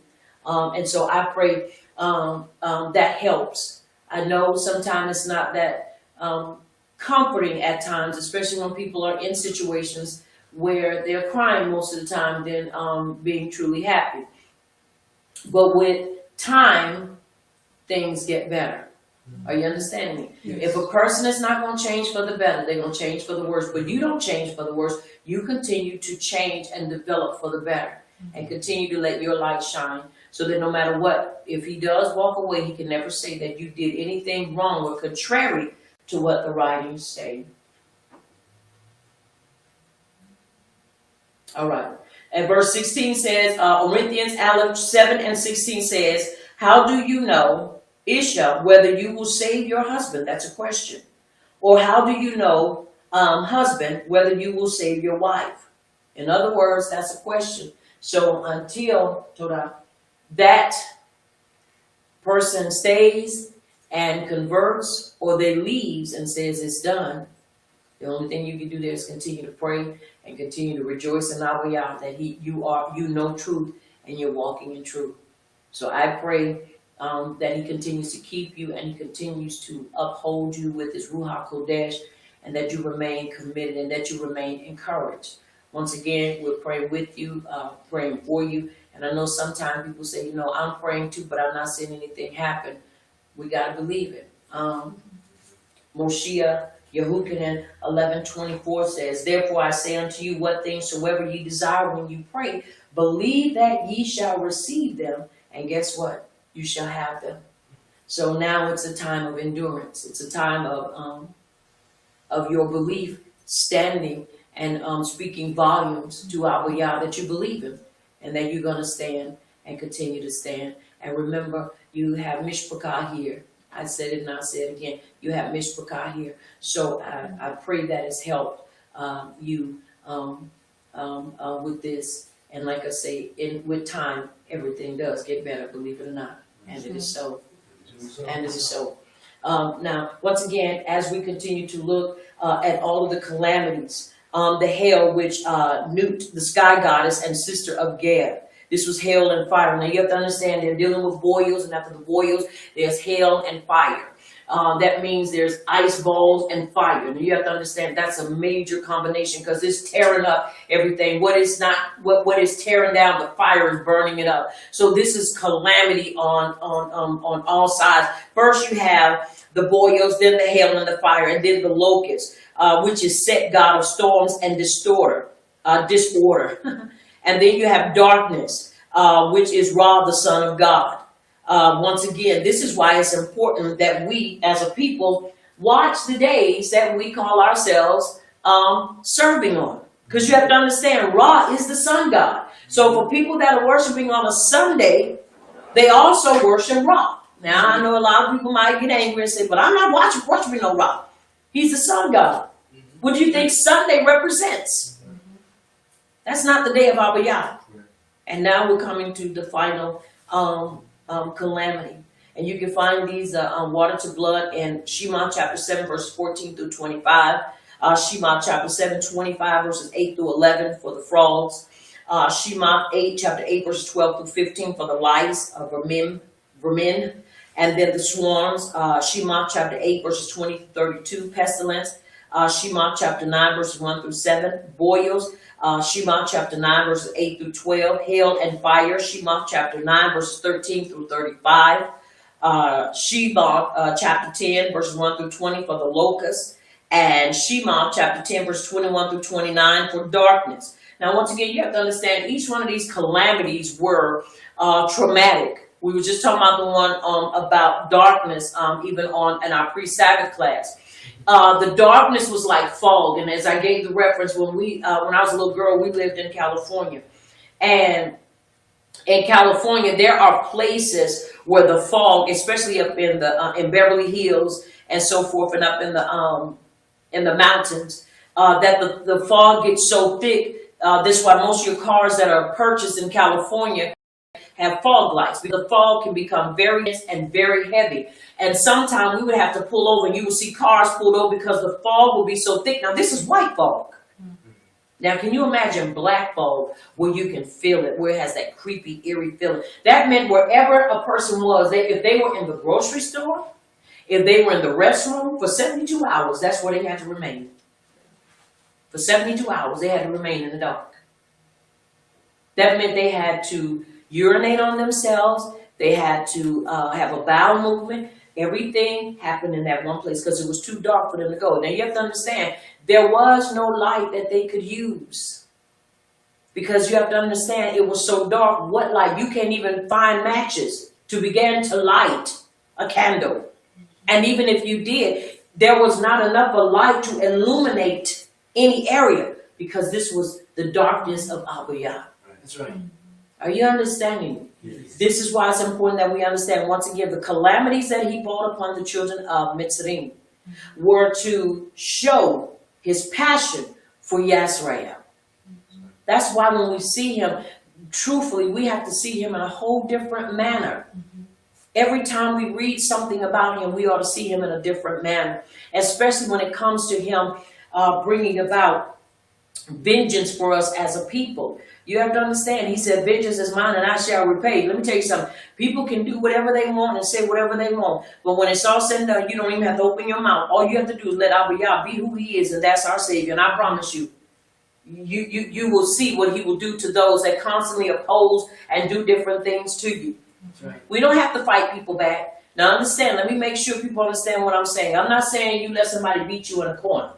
But I'm saying when people come with a whole lot of rhetoric and a whole lot of unnecessary stuff, and people trying to destroy your credibility, and people trying to go and do all kind of stuff that's nasty and truly offensive unto you as his child, you don't have to go and try to defend yourself, because Abba Yah is going to do it for you. That's right.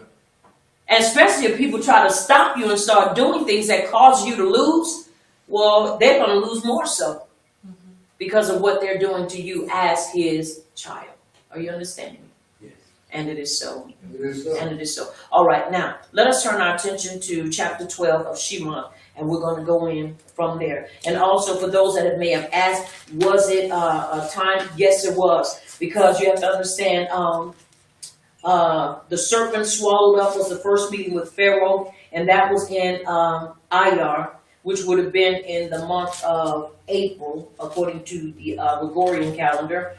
And then from there, Moshe is in hiding and preparing Yisrael for the Exodus. So you have to understand that's Iyar, and then Sibian, and then Tammuz.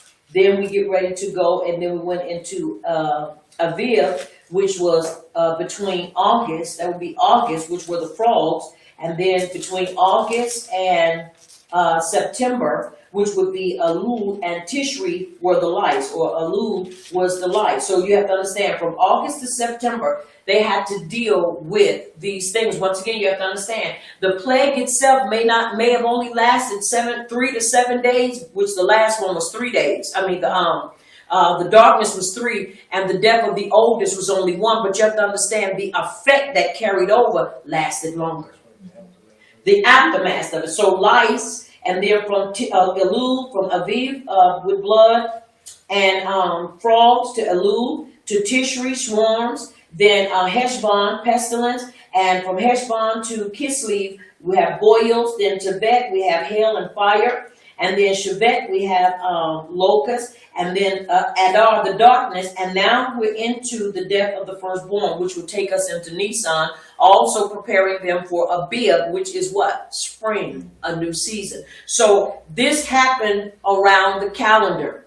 Are you understanding me? Yes. Around the calendar. And so we can see that this was not just something that happened in 4 or 5 months. This happened within a time frame of 12 months. Are you understanding me? It happened, this took place for a whole year. Because once again, you have to understand, it lasted 7 days, but the aftermath of it lasted longer. Now, mind you, once again, after those 7 days were up, they still had something like 21, maybe 22 days, which put 29, and some 23 days left. Now, you're trying to clean up and you're trying to get everything together, and watch this. He won't relent. So now there's another 7 days that comes for another calamity. You haven't even finished cleaning up from the first calamity. So it continues to go on. So it adds up and it adds up. And this is how it ends up coming to be what it is. And so by the time they're ready to come out of there, it is time for a new season. The season of Abib. Are you hearing me? Yes. The season of Abib, which we are expecting and we are celebrating. I mean, my heart leaps because I think of what's getting ready to take place. Pesach. Are you understanding what many have come to understand as Passover? I am excited about it. Really, I am. I feel like I got to sneeze. I'm excited about it. Now, we're going to turn our attention once again to chapter 12 in the book of Shema. And we're going to read, let's read 6 verses, please. Starting at verse 1. And it is done. Excuse me.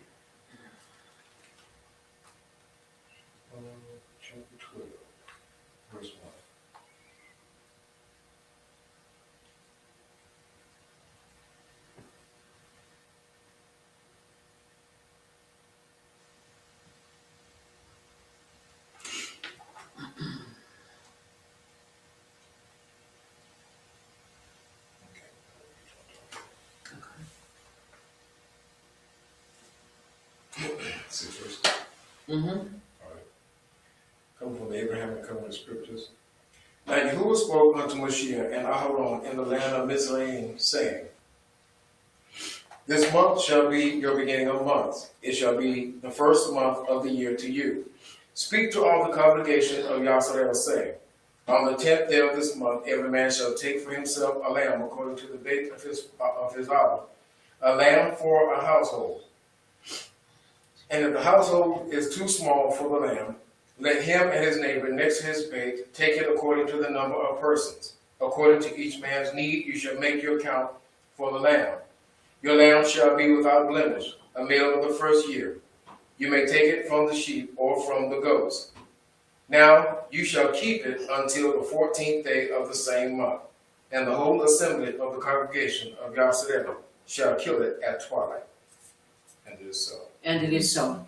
All right, now let's look at this again, because this is very important for us as a people to look at, especially when it comes down to the beginning of years and months. Now, once again, it says, Now Yahuwah spoke to Moshe and Haran in the land of Mitzrayim, saying, now remember, this in verse of chapter 11, in verse 10, so Moshe and Haran did all these wonders before Pharaoh, and Yahuwah hardened Pharaoh's heart, and he did not let the children of Yisrael go out of his land. But remember the last thing that Pharaoh told Moshe, he said, you will not come back before me. He said, because if you come back before me, I'm going to kill you. He said, you will not come back before me. He said, so basically that would be the last time. So that was the last time of their conversation. Now, once again, you have to understand time is expiring and so forth. Now we get to chapter 12, and he's talking to the children of Yisrael, preparing them for what's getting ready to take place. Now he says, this month shall be your beginning of months. It shall be the first month of the year to you. The first month of the year. Are you understanding me? Yes. The first month of the year. Now, we got to remove the how we celebrate, the way we used to celebrate according to the Gregorian calendar. Right. Because, see, you have to understand, when we follow the Gregorian calendar, the beginning of the year is January, which is Janus, which is the month for the pagan god Janus, which is two faces looking forward and looking backwards, which is the way they celebrate it. So we got to remove that mindset to begin to look at when our beginning of the year starts. Mm-hmm. He says this is the first month. Are you understanding me? The first month of the year, of the new year. He didn't say it was the new year. He says the first month. So that alludes to allow us to know that the year has already started and this is the first month. Mm-hmm. Are you understanding me? Yes. Mm-hmm. All right.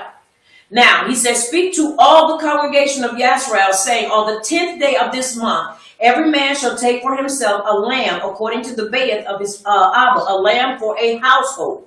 Now, let me give a little more clarity with the beginning of months, and then we're going to look at what household means. Now, according to, I think this says the same thing I said, but it just kind of stretches it out a little bit. The month of Passover or Pesach during March and April, and the reason that's according to the Gregorian calendar. Now, when we look at it, as I read it on the dial, that comes for us between March and April, if you're following both calendars, March and April, if you're following the Gregorian calendar as well as the original calendar. Now, which is called a bib. But I want you to understand what a bib means. A bib is not a month, it is a season. A bib is the beginning of spring. Nisan. But it is called Nisan because Nisan is called the month. A bib is the season that we will be in. And if you've been following the calendar like I have, tomorrow is daylight savings according to the Gregorian calendar. And according to on the 20th of March, according to the vernal equinox, which will be the 4th of Nisan, it is the beginning or the first day of spring. Are you hearing me? Yes. It's the first day of spring. Now, there's a lot of things that we've been looking at with the weather and checking out the weather, how things have really looked. Now, we were talking about, and not to digress, but just to kind of show us some things. Now, as we looked at the in in February, according to the Gregorian calendar, which is also between is the 12th month, Adar. So between February and March, we saw a major snap in the weather. Exactly February the 13th, the weather snapped, and it was almost like spring began February the 13th. And we began to have weather, warm weather, 70-day weather. I'm talking to the point it got to almost 80 degrees. And we followed that, and we followed that. And just last week, we had a snap in the weather, where the weather began to get colder in the 30s and in the 50s and the 40s. We saw a snap. I began to ask, I said, okay, I'm trying to make sure that we don't get ahead of ourselves and that we don't fall behind. Well, you have to understand something. The writings tell us, the scroll told us that there would be a time where people would not be able to discern the seasons. You have to understand something, and this is my reasoning. Now, listen what I said. Did I not say my reasoning? Now, the reason why we see a lot of trees budding and coming forth, and then you see some that act like they're stubborn. You don't see not a bud taking place. Some stuff is not growing, but there are certain things that's blossoming and blooming, and you're looking and saying, but if it's not spring, then why are these growing? Well, you have to understand some things are genetically modified. Right. And so if it's genetically modified, then that means it is going to awaken to what it is accustomed to, or what is programmed in it to awaken to whatever is released. And that's why we see all these things, and that's why we cannot take a break and basically assume that spring has already began. Are y'all following me? Yes. We had a break in the weather where the weather became 30 degrees and it went back to the way it was supposed to be. Even now it's about 70 degrees outside. And it'll be 50 tonight. But you're going to see that cold snap showed us that there was a break in the weather. Now, once again, spring does not officially start until the equinox, right? Until things change. Well, actually, according to the season. Are you hearing me? According to the season. In each season, there is up to 3 to 4 months that sets the season. Are you following me? Yes. So no matter what, we still have to follow the seasons regardless of what may be taking place. Because no matter what, at the beginning of the season, you're going to see everything begin to bud. Not just a few things. Because it is the time of what? New beginnings. So that means that everything is going to begin to bring forth and come forth. This is why we cannot afford to allow what our eyes see to betray us. Are you understanding me? Yes. We have to follow that what is in line. And a season is not up until it has reached its time frame. Are you understanding me? Yes. Until it has reached this time frame, it is still not that time. So no matter how warm or whatever it is, we still have not reached that time. And so we are looking for that time when the season is up. And each season lasts about 90 to 91 days. Are you following me? This is how we determine a season. Not by just what we see, but by its appointed time. And so this is important that we understand. And so this is what they were following. Like I said, just kind of showing us that the vernal equinox is Nisan the 4th, and on the Gregorian calendar, March 20th. Once again, it's important that we understand the season. And at that time, we will reach our 90 to 91 season. Now, if you count it all the way, you're going to come up with a larger number, but it still falls in with that 300 and, I believe, 55 days, because it's 300 and what? 54 days in a year? But 365. Okay, 365. But when you do it according to that, it's going to either come up to 355 or 360. Once again, because you have to remember, they added a leap year. We don't add a leap year. Right. They added it to balance it out because, truthfully, when you follow the moon, you cannot adequately set a day. This is why even, I think it was, not Jerome, it was, I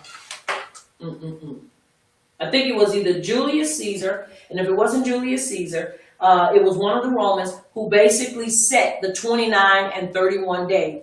Because they could not find it, because there's no such thing as 29.58 days. It could never be an equal day or an even day. So what they did was said, I tell you what, just put 29 and 30 on there. And it'd be 29 and 31 days, and we will add a leap year. We don't add leap years. This is why it's important that we follow the season and not so much, listen to me, the moon. Right. And somebody said, but how do we do that? You follow the season. The seasons all have anywhere from 90 to 91 days. And you will know surely a season because everything begins to bud. And begins to blossom. You even begin to see the bees. Now, let me ask you this. Since we have seen the snap, have we seen those things? Have we seen bees pollinating the flowers? No. You know why? Because they are not food. Right. Only we sometimes be food. You don't see the bees pollinating the flowers yet because it's not time. Right. But I guarantee you when the season hits, you're going to see bees all over the place. They be everywhere. Are you understanding me? Yes. Now, once again, why did I say that? Because we have to understand, once again, we're talking about the times. Now, according to the law today, in 4 New Year dates during the current Gregorian calendar year, according to the Mishnah, compiled during 200 CE, this is the designation as follows. New Year for years. The civil New Year beginning what many people today term as Rosh Hashanah. This is really the Feast of Trumpets called Yom Teruah. But the Ibn believed that at this time, Hadam was created according to the tradition. The first of Tishri is the secular New Year, head of the year, allowing us to make calculations of the year of Jubilee and the year of release. So the first of Tishri can fall between September and October. The religious New Year, the year of counting the feast, and the year of kings begins Abib first, or also called Nisan. This is between March and April. This is the writings or the scroll mandated religious head of month. The official New Year written by in the Torah according to Moshe. Now, once again, this month is what? The official month for the new year that is what? Already in progress. Already in progress. Now, then they talk about the year of the trees. We're not going to that. But anyway, now, it's important that we understand where we are. We've already celebrated our what? New Year. We celebrate the New Year when? In September. So now we celebrated the New Year. So now we're what? In the month, the first month of the what? New Year. Are you understanding? Yes. We don't do things like they do. Right. So you have to understand, if you're counting and say, but that's longer. Once again, we go according to what? Seasons. Right. And if you go according to seasons, it's going to be 90 to 91 days. Right. I hope everybody is understanding what I'm saying. Yes. Everybody's understanding it? Yes. Okay. Because I don't want to confuse anybody. Once again, you have to understand we've been taught for so long to go by it and to live by it a certain way that we just sometimes negate the way we're supposed to be able to follow it. So once again, we're already in the new year, but he said this is going to be the new month of the new year for you. In the time of Abib, the spring, right, when everything is new. Because they're getting ready to come out of a situation, calamity. And so this begins their new year. Are you understanding? Yes. Now you got to understand why it seems like that, because you have to understand we're already in the year flowing. Right. We're already in the year flowing. They are not, according to what we're looking at here. So you got to understand, we have to see from where we are now and from how this makes sense. Because if you look, they said, well, they were already in Mitzrayim, so how have they been in the new year? Remember, he's saying this is the first month. Right. Of your new year. Are you understanding? Yes. All right. Just making sure that everybody understands. All right. Now, let's finish reading. Now, in 2, he says, in the next verse, where we look at our, a lamb for a household. A lamb for a household. What this represents. The number 10 represents the 10 Sephiret. The 10 days of and the 10 plagues. 10 is also for judgment. And for the tribes of Yisrael, and the number 10 is the value of sin, is what the reference is referring to. I'm sorry, not sin. The letter Yud, which is the hand of Yahuwah, prefiguring King Mashiach Yahusha. So once again, everything about the coming of Yahusha was even in that time showing us that he was coming. That's right. So for people that don't believe that he was spoken about in the Tanakh, yes, he was. But once again, you have to understand our way of learning versus the way of the Greek way of learning, so that we will be able to see the hidden or the remez teachings. In other words, he's being hinted to, but he's not being brought all the way out. Right. Are you understanding? Yes. That's what's important for us to understand. Now, once again, I'm going to read that again. The number 10 represents the 10 Sephiroth, the 10 days of Av, the 10 plagues. 10 is also for judgment and for the tribes of Yasrael. The number 10 is the value of the letter Yud, which is the hand of Yahuwah, prefiguring King Mashiach, Yahusha. And it is so. All right, now as we look, and he says, and if the household is too small for the lamb, let him and his neighbor next to his bed take it according to the number of the persons, according to each man's need. You shall make your count for the lamb. Now, once again, it says, if the household is too small for the lamb, let him and his neighbor next to his bed take it according to the number of the persons. So that meant if we were living next to somebody that had a smaller household and we had a lamb, then we would combine and we would take that whole lamb and we would eat it as a whole mishpachah. Right. That's right. Are you understanding? Yeah. This is why I believe it's important that we understand that this time is not just a time. It is not just a normal, what we call feast. It is a mo'id. It is an appointed time, an appointment that Abba Yah has set for us, his people, to meet with him. This is why whatever we have to do to keep it, we have to do it. Now, with this, with what I'm saying in respect to people that want to celebrate it. Now, understand something. This is a time that everybody now wants to start connecting with people they don't know, people they have not dealt with, and they're ready to celebrate Pesach. But you have to understand something. In order to celebrate Pesach, you need to make sure first, if you have any men in your household, that they have been circumcised. Then you have to make sure that you have been living this life for the whole time, for the whole year. You have been living upright. Right. Yes, that's right. Are you understanding me? Yes. There are certain prerequisites. You just don't come in and say, because I'm Hebrew, I'm ready to take Pesach. I'm ready to be a part of it. You got to make sure that somebody can testify that you've lived the life the whole time. Right. Because if not, do you not know you can die? Yes. Because see, this is where we get covered by the blood. That's right. And you have to understand he's not going to cover no sin and he is not going to cover no folly. Right. So, once again, it's important that we understand that. Now, for those that are strangers and outside, as long as you're within the gates, then you can't be denied. But if you're not within the gates, then for you to ask, okay, I want to celebrate Pesach, you got to make yourself known, and then you got to be willing to come within the gates. Right. He said within the gates. He didn't say outside the gates. Right. And this is a problem with a lot of people because a lot of people feel like, well, it's Pesach, that time is coming, so I just want to come and I want to celebrate with you. Well, first of all, you got to come in and make sure you meet the qualifications. Right. Now, a lot of people might say, oh, that's steep. No, it ain't. When we finish reading, you're going to see what they had to do. That's right. Are you understanding me? Yes. I don't make the rules. I just live by them. That's right. I live by them. That's right. And I want to make sure you're living by them as well. Now, once again, it says, your lamb shall be without what blemish? A male of the first year. You may take it from the sheep or from the goat. So if we got a sheep, we get a sheep or we get a goat. I prefer a lamb. I hear me. Yes. Draft, this is allegory of Yahusha being without sin. Are you understanding? Yes. Now, let me put this in there because I know I've been trying to get a lot in. It's already 2. But let me put this in. You have to understand what they had to do when they got this lamb. They had to take that lamb or that sheep or that goat and they had to tie it in their bedroom on the post of their bed. They had to become familiar with that sheep. They had to become, if it was a sheep or a goat, they had to become familiar with it. They had to allow it to sleep in their room. They had to become accustomed to it. And guess what? They had to have a bond with it. They had to have a bond with it. And this is what they had to do because this was representing Yahusha. Now, I don't know about you, but that takes a lot. You have to be willing to bond with this animal and then be willing to shed its blood. That's right. To cover you. But you understand the purpose of you getting to know it and you getting to ahaba it.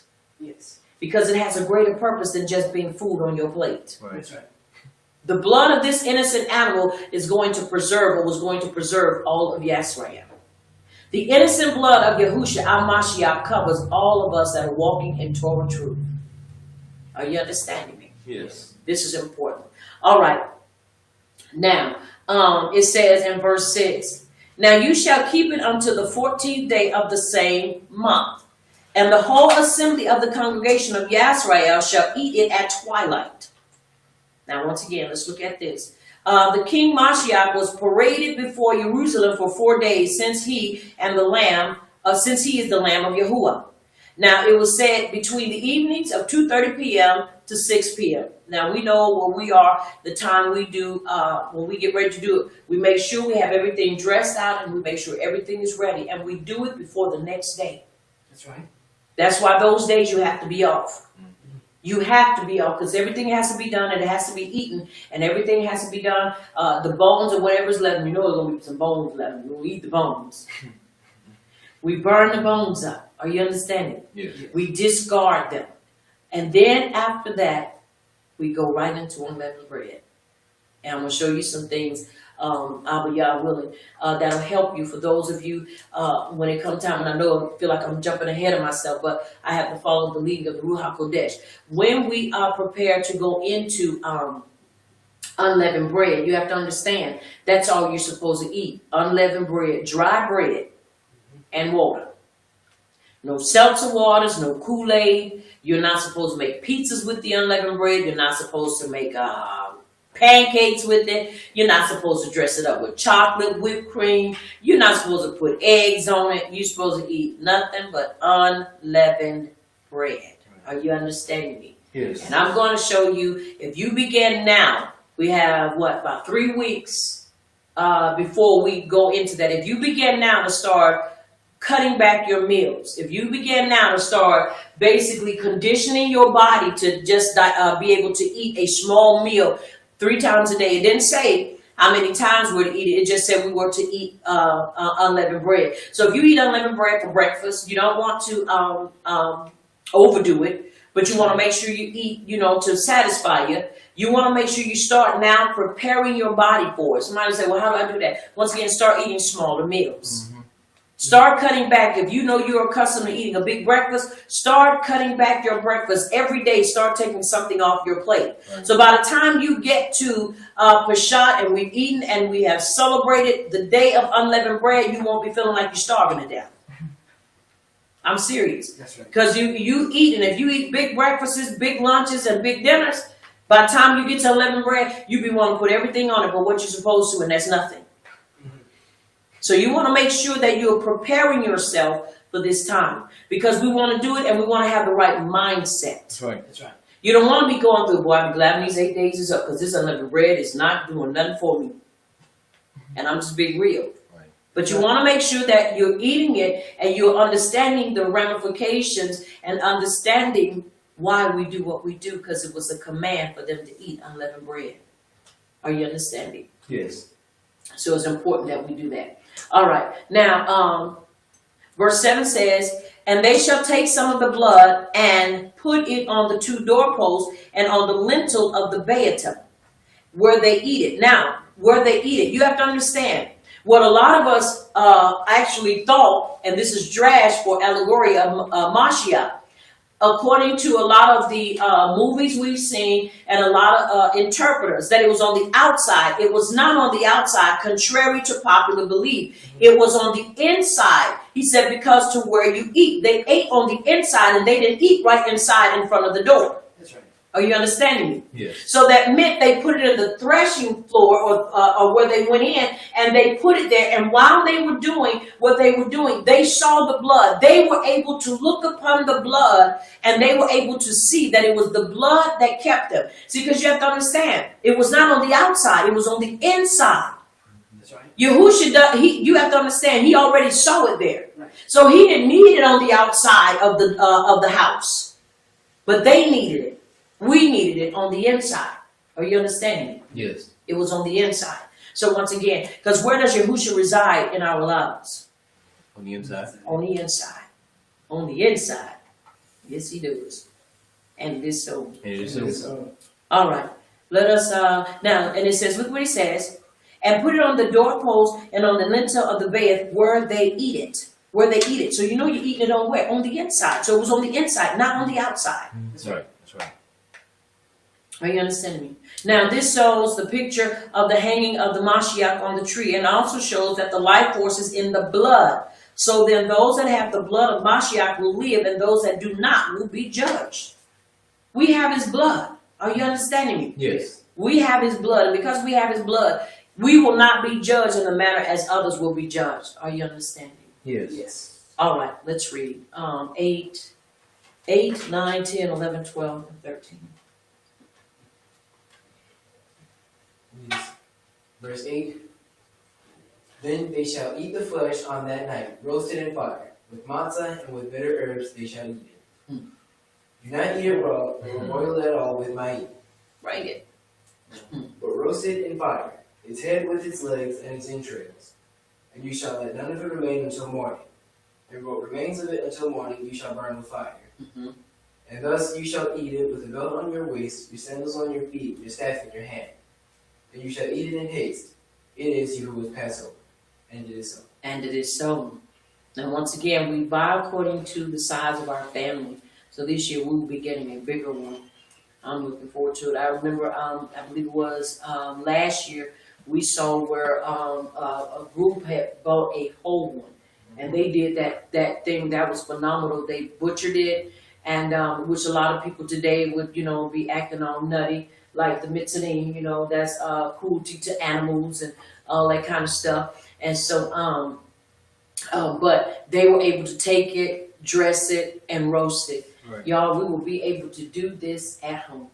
That's right. We will be able to roast it outside, and we will be able to enjoy this experience. But once again, they had the whole lamb. But you have to understand, it was a bunch of them. So for people like us, we would have probably a half or a small one, because that's still a lot to be trying to eat. And everything you keep in the morning, and you basically burn it, whatever's left, but we don't want to leave anything. We want to make sure that it is consumed. Are you understanding? Yes. That is fully consumed. Now, let's look at this once again. Let's look at this verse where it says, and he says now, and then they shall eat the flesh on that night, roasted in fire with matzah, with unleavened bread, and with bitter herbs they shall eat it. Now you have to understand, the bitter herbs makes your nose snot.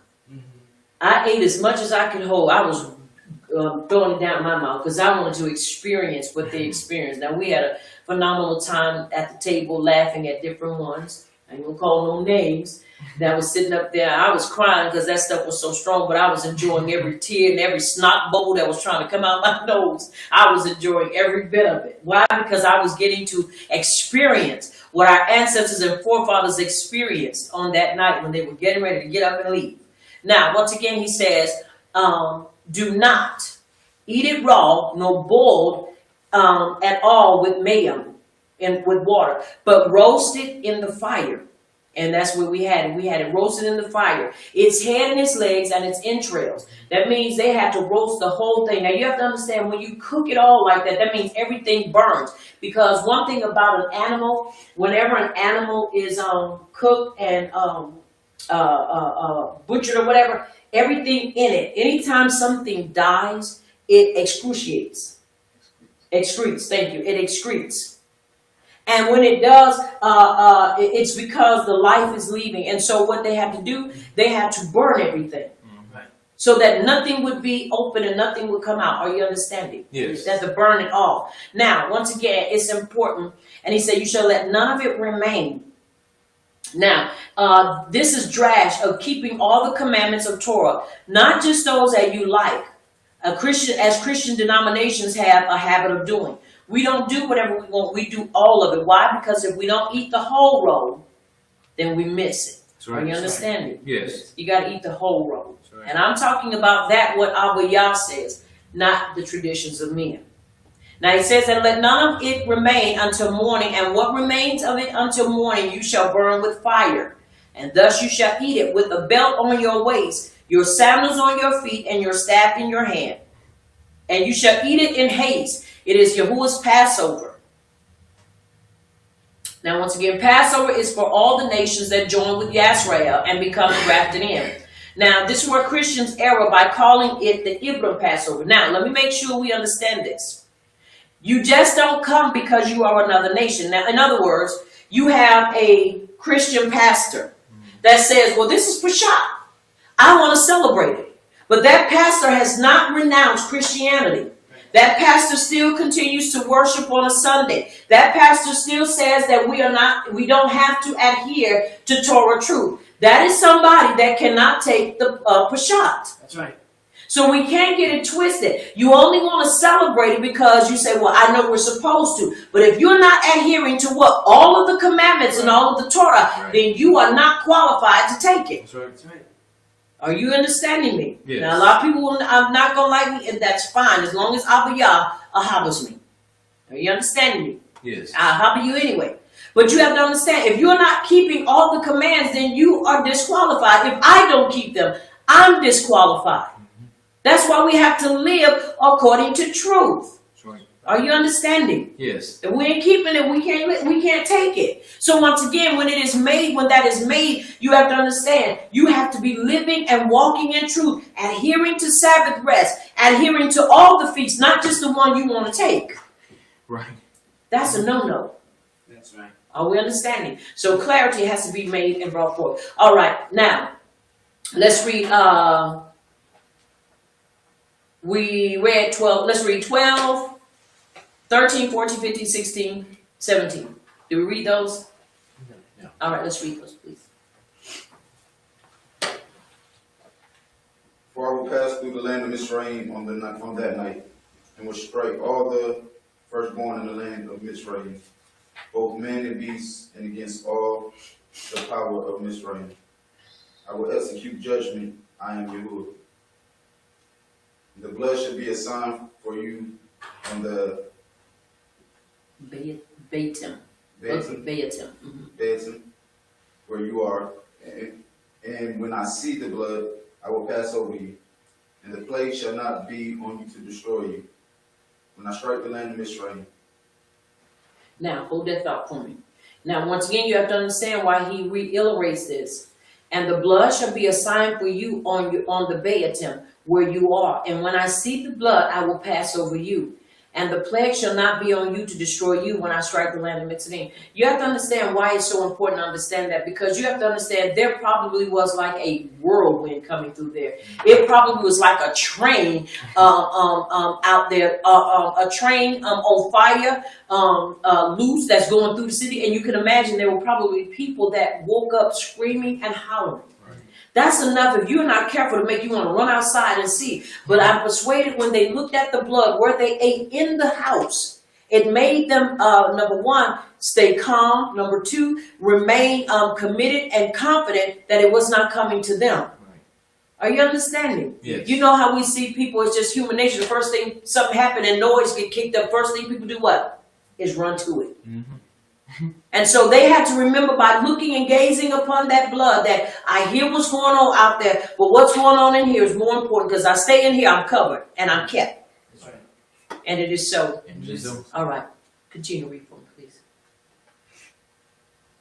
And this day shall be to you for a memorial.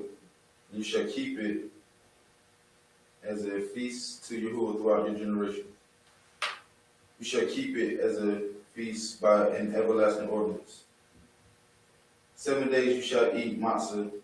Even the first day you shall remove chametz from your bed. For whoever eats chametz lekim from the first day to the 7th day, that person shall be cut off from Yasharel. 16. Yes. And on the first day there shall be a set apart assembly, and on the 7th day there shall be a Mikrah Kadesh Yeah. for you. No manner of work shall be done on them, but that which everyone must eat, that only may be prepared by you. And it is so. All right. We're going to check a couple of verses. Now, he says, and this day shall be to you for a memorial. That means it's for what? Forever for us. We do it all the time. Remembrance is forever, not for a season, and certainly not for just us as the Ibram people. Right. If it says if your Ima or Papa died, do you remember them for only 1 year or for all times unto your death? You remember them for all times. Right. As long as you can remember, you remember for all times. Then it says a memorial is kept year by year. It is a shame that with the dispensationalist era, many people have lost the Baruch that come with obedience and joy of Torah keeping. It's especially a time of joy to celebrate the 7 feasts of Yahuwah annually. Right. This is something that we must look at it as a not as a as being tedious and as being hard, because once again you have to understand this is the Mo'ed. It is an appointment with Abba Yah. It's an appointed time. Now any other time we go and we pray and we cry out to him, and I believe with all my heart he hears us. But I believe during the 7 feasts is when we get his attention, because you have to understand he's there That's right. at that time. That's right. Because he has set the appointment. He has set the appointed time for us to meet with him. And so it's important that we understand these things. Are you hearing me? Yes. All right. Now, once again, it is to be kept forever. What the problem comes in is when you have a lot of people that make excuses. Well, how can we keep it? We can't keep it because of where we are. You can do whatever you want to do. Right. People catch the bus to go to work. People catch Uber or Lyft. And now they got another one out there. So whatever you want to do, you do it. Because where there's a will, you always going to make sure you have a way. Now listen what it says. 7 days you shall eat matzah, which is unleavened bread. Even the first day you shall remove kametz, which is leaven, from your beata. For whoever eats kametz, that means lakim, which is leavened bread. That means we need to start within the next week or two. And take 2 weeks to make sure you get all the unleavened out your bread, all the flour with leaven in it, or with yeast in it, all the cookies, the cakes, the pies, and you get rid of all of that out your house. That's right. Because see, not only are you not supposed to eat it, but it's not supposed to even be in your dwelling. Look here. It's not supposed to be in your dwelling. Are you understanding me? Yes. And so it's important that we understand that we're supposed to get all these things out. Now listen what he says. He says, 7 days you shall eat it, and it shall not be in your house, kametz. It says, for whoever eats kametz from the first day until the 7th day, that person shall be cut off from Yisrael. Now you have to understand, if we eat those things, we'll be cut off. Now, at the same time, you can't mix that. Right. You can't take unleavened bread and dress it up. He didn't say unleavened bread with eggs. He didn't say unleavened bread with coffee and tea. He said unleavened bread. So I suggest nothing but water and unleavened bread. Right. Eat it and enjoy it, and every day rejoice that you are here in the land of the living to be able to do it. That's right. And it is so. And it is so. Now listen what he says in verse 16. And in the first day there shall be a set apart assembly. That means the first day it is a set apart assembly. That means we come together that day. And on the 7th day there shall be a mikra kodesh for you. No manner of work shall be done on them, but that which everyone must eat, that only may be prepared by you. In other words, those are the only 2 days that we can cook for that time. Are you understanding? Yes. All right. Now let's look at what it says. A gathered assembly of believers who praise and worship Yahuwah. This is a mandatory day off for work. No work is to be done on this day. Now, this is a compulsory day off. No work is to be done the same as the first day. So these 2 days, the first day and the 7th day, are days that you're not supposed to work. So we got to look at what is the first day. Let's see. Let's look at the first day. Let's look at it on the calendar real quick.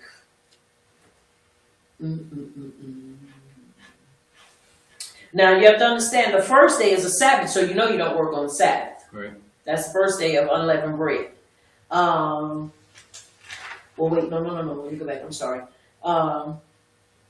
Yes, that's the first day. That's on unleavened bread. So on the 30th, which is will be March 30th and 31st, and then we have which will be Nisan the 14th and the 15th. Nisan is the first is Peshat Eve. That's when we get everything together and make sure everything is straight, and that's when we eat it. Are you understanding? Yes. The thing I suggest is that everybody start making preparations on the 28th of March, which will be the 12th of Nisan. Make preparations so by the time everything comes, you won't be working and you won't be doing everything that you're not supposed to do. Are you understanding me? Because on the first day that you start, let me find it, make sure. On the first day that we start with unleavened bread is the same day that we start, is with the same time Passover, after we finish with our Passover meal. We began eating unleavened bread, which would actually be the next day, which would be on, we take, because we're not going to eat, after we eat the Peshat meal, we eat unleavened. So unleavened bread would be on the 31st, would be on the first day of, which would technically be the first day of Peshat. Are you understanding me? Yes. Would be person that day. So you eat unleavened bread all the way from the 15th all the way to the 22nd of Nisan, which will be the 7th of April. You don't eat anything but unleavened bread. It also, excuse me, begins the counting of the Omer on the first day of, on the 16th of Nisan, which is the 1st of April. We began to count the Omer, which leads us up to not Peshat, Shuvat, right? Shuvat or Shabbat? Shavuot or Shuvat. And so that leads us up to that. Are you understanding? Yes. So once again, I will be giving these dates out again for those that want to know them. But once again, I would suggest that you start making preparations throughout the week and start making your preparations as today is the 10th, right? Yes, today is the 10th, which is also Adar the 23rd, Adar the 23rd. And as we continue to go, we have we have 2.5 weeks, so really nobody has any excuses for not being prepared. Okay, we will come back and I will make sure these dates are on the my news feed so that you can have these dates. But I would suggest that you start making preparations. I'm the type of person I start preparing 3 or 4 weeks before time because I want to make sure when it comes up, I am not scrambling trying to get it done. It's already done because remember, everything has to be eaten and whatever's left has to be burned. Are you understanding me? Yes. It has to be burned. And then the following day, we began to eat unleavened bread. And we don't eat anything else. Now, once again, I will put that up again for those of you that may, I might have been going a little fast that need it. We will put it back up again for you. Now, the 1st and the 7th day, let's look at that once again. I'm sorry. On the 7th day, of unleavened bread will also be on a Sabbath. So we know we won't have any, you won't do any work on those days. Are you understanding? Yes. All right, no work on those days. All right, the 1st and the 7th day, no work. So, we won't be doing no work on those days anyway, but we'll make sure our food is already cooked and already prepared. Are you understanding me? Yes. Now, once again, listen to what he says. And in the first day, there shall be a set apart assembly. That means we come together. And on the 7th day, there shall be a Mikra Kodesh for you. No manner of work shall be done on them, but that which everyone must eat, that only may be prepared by you. So that means you can't cook on that day. Only thing is, because that falls on a Sabbath, he said it's a Mikra Kodesh. I would still suggest that you cook your food the day before, just to be on the safe side. And somebody will say, well, why? Because understand, once again, we're following the calendars and we're following yet the seasons. But still, the way our things come together and so forth, I would still suggest, hear me well, to cook your stuff the day before. Are you understanding? Yes. I would still suggest that you do that. Cook it the day before. And that way everything will already be prepared. Are you understanding? Yes. All right. Now, verse 17 says, and you shall observe the Chag HaMatzot, the feast of unleavened bread, for on this same day I will have brought your armies out of the land of Mitzrayim. Therefore you shall guard this day throughout your generation. Now understand, while they were out traveling, they were eating unleavened bread. They were not eating anything else but unleavened bread. So this is what he is saying to them. You're going to be eating unleavened bread. So after you finish this, your next meal will be unleavened bread. Are we understanding? Yes. All right, let's finish reading.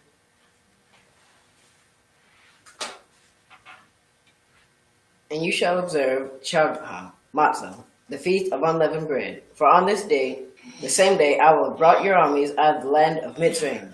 Therefore you shall guard this day throughout your generations as an everlasting ordinance. In the first month, on the 14th day of the month, at evening, you shall eat matzah until the 21st day of the month at evening. 7 days no chametz shall be found in your beitim, for whoever eats what is chametz, that same person shall be cut off from the congregation of Yisrael, whether he is a foreigner or a native resident on the land. You shall not eat chametz in all your dwellings, you shall eat matzah. Then Moshe called for all the elders of Yisrael and said to them, Pick out and take lambs for yourselves according to your mishpachot, and kill the Passover lamb. And it is so. And it is so. Now look what Moshe did. He said, now, he called for the elders and told them to do things. He said, now go, get a lamb for your family. Choose a lamb. And that's what we have to do. Now is the time we need to start looking within the next week or two, choosing where you're going to get your lamb from. Pray about where you're going to get your lamb from. So by the time you get it, it'll be good in season and you do whatever you have to do. And when it's time to roast it, roast it. Because I'm telling you, it's important that we do what we have to do and we follow it in the manner we're supposed to. That's right. Because let me tell you something. Anytime you want to do what's right by Abba Yah, everything that has legs and everything that can do something will try to do it. And that's true. Everything will try to come up against you. So make sure you have all your stuff. And if you're going to buy a lamb that's alive and want to have it butchered, if you don't know anybody, I believe we have some people that we can refer you to. I believe you probably need to get your order in now with the farm, with the lambs and stuff and the goats. So once again, because we're looking at getting one to accommodate us, I know we won't need a grown one, or we won't need a probably a whole one, but I know we're going to need a decent sized one. So once again, we want to be a help one to another. And if you know of some people, pass the word. And let's see what we can do to help one another to follow this to the letter. Because we can do it. All we have to do is just follow the instructions. And it is so. It is so. All right, let's read, please. 6 verses. Yes.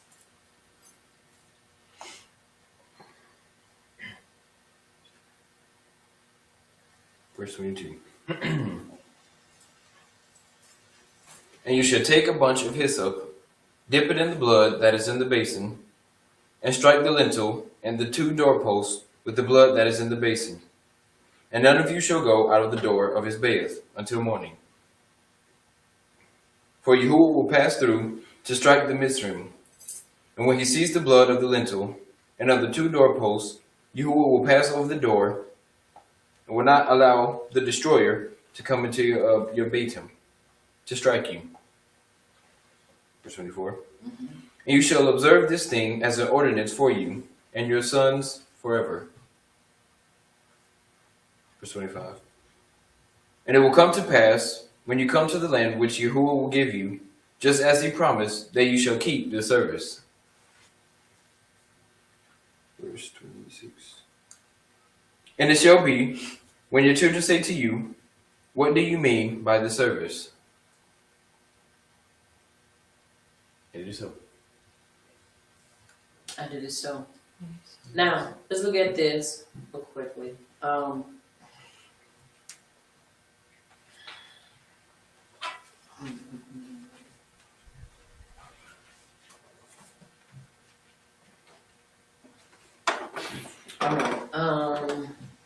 The destroyer.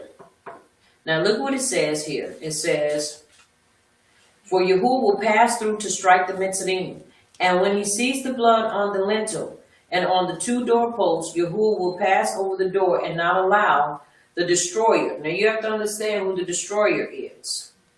For so long we thought Yahuwah was the destroyer. According to the writings, it says Shaitan, who kills and murders people, was allowed that night to destroy the Bekor. So he was let loose that night to go and do what he wanted to do. According to what Abba Yah had given him permission to do. Because you have to understand, he can't do nothing without the permission of Abba Yah. Nothing at all. And he said, and you shall observe this thing as an ordinance for you and for your sons forever. It's an ordinance. It is something that we have to observe. But once again, you have to understand that night was probably the most eeriest night that ever was, and probably, I won't say will ever be, but probably was the eeriest night of all. Because all of a sudden, at a certain time, you hear screams. I'm talking about screams of pain because they're waking up and their children are dead, or somebody giving birth to their firstborn child and it dies. You have to understand the calamity that was going on. But guess what? Pharaoh calls this because he was what? Hard-hearted. He wouldn't listen. And even his people at some point tried to tell him, listen, what else can we do? And there was a civil war that broke out because he wouldn't listen, and he got mad at him. They said, look, the man, basically he already took everything else. What else are you waiting to happen? And it was a bloody civil war because some of his servants rose up against him, and the army of Pharaoh and his servants fought a bloody battle. And they lost. But they were willing to say, look, let the people go. You know how you got some of them people that be like, man, dude, just let it alone. You see, it ain't going nowhere. You see, we cannot win. Right. But he wouldn't listen. So that, and then to wake up and your child is dead, and the people running and screaming, and they're saying, the firstborn, you can imagine it was just like a wave. Just went and just covered everything. And then when they began to go, and he went and he checked his and saw that he was dead. Are you understanding me? Yes. Once again, y'all, we have to understand we serve a Savior that you cannot, let me say this, and I don't mean people take the wrong way, and I don't mean it in a negative way, but you cannot predict what Abba Yah is going to do. That's right. Don't ever think he is predictable, because he is not. The moment you think you can predict and tell and forecast what he's going to do, you better go somewhere and fast and pray that Abba Yah helps you to come out of that mindset. That's right. Because you don't know him like that. You don't know what he's going to do. But he took the oldest son. Now you have to understand, once again, or the oldest daughter, the firstborn of everything from the livestock to children. Everything that was firstborn was found dead. Are you understanding me? Yes. It's important that we understand what is taking place here. Now, verse 27. Did you read 27? No, just let me see. All right, let's see 27, 28, 29, 30, 31, 32, please. Then you shall say, it is the Passover sacrifice of Yahuwah who passes over the Batim of the children of Yasrael in Mitzrayim, when he struck the Mitzrayim and delivered our households, and the people bowed their heads and worshipped. Then the children of Yasrael went away and did as Yahuwah had commanded Moshe and Aaron. So they did. And it came to pass that at midnight Yahuwah struck all the Bechor in the land of Mitzrayim, from the Bechor of Pharaoh who sat on his throne to the Bechor of the captive who was in the dungeon, and all the Bechor of livestock. And Pharaoh rose in the night, he and all his servants, and all the Mitzrayim, and there was a great cry in Mitzrayim, for there was not a bed where there was not one dead. Then he called for Moshe and Aaron by night, and said, rise and go out from among my people, both you and the children of Yasrael. Go and serve Yahuwah as you have said. Also take your flocks and your herds as you have said, and be gone, and bless me also. And it is so. And it is so. Bless me also. Pharaoh, being an unbeliever, even asked for a baruch. Believers should baruch those who ask. Once again, it depends. And once again, I read the footnotes. Y'all know I read the footnotes. And if it's something that I believe that needs to be have an understanding brought to it, we need to understand even the length of that. Just because someone asks you to baruch them does not mean that Abba Yah is going to adhere to it, because how can he baruch a person he just brought calamity upon? Right. He brought that upon himself. Are you understanding me? So to baruch him would mean that you're going to empower him. Right. Empower him to do what? Continue to be a dummy? I'm serious. I mean, because He's already done. He would have been Baruch. All he had to do was let the children of Israel go. That's right. But it wasn't in his heart to do so. So now you get to the end of where you are. Now you want to be Baruch. You have to understand there are some things that's not within our power to do. Are you understanding? Yes. All right. Now let's read. He's like, y'all, we gone. Get out of here now. 33, 34, 35, 36, 37, 38. And the Mitzrayim urged the people that they might send them out of their land in haste. For they said, we shall all be dead. And the people took their dough before the Kamets, having their kneading bowls bound up in their clothes on their shoulders. And the children of Yasser had done according to the word of Moshe, and they had asked for the Mitzrayim articles of silver, articles of gold, and clothing. And Yahuwah gave the people favor in the sight of the Mitzrayim, so that they granted them what they requested. Thus they plundered the Mitzrayim. Then the children of Yasarel journeyed from Ramses to Succoth, about 600,000 men on foot, besides children. And it is so. And it is so. Besides children, that's a lot of men. Now the figure come close to 4 million when you consider that the Israelite people were a large people. Once again, it's important that we understand that when they left away from there, how they left away. Are you hearing me? Yes. They left away in full force at that time. Now, let's read 38, 39, 40, 41. Let's see. Yep, 41. I think that's our last. No, we have 51 verses. Let's read 38 to 42. Okay, let's read that. Now, I want to say this while we're preparing to read verse 38 to 42. One of the things also we should keep in mind is that when Abba Yah told them to go borrow the gold and the silver, you have to understand that was already theirs. Because remember, if we go back into the writings, into, I think in the book of, I believe it's in Bereshit, about that latter, the latter part of, trying to look the chapter. Give me 1 second, please, because I want to make sure that I get this right. Bereshit, about the 45th, 46th, and 47th chapter. Yeah, the 46th to the 47th chapter.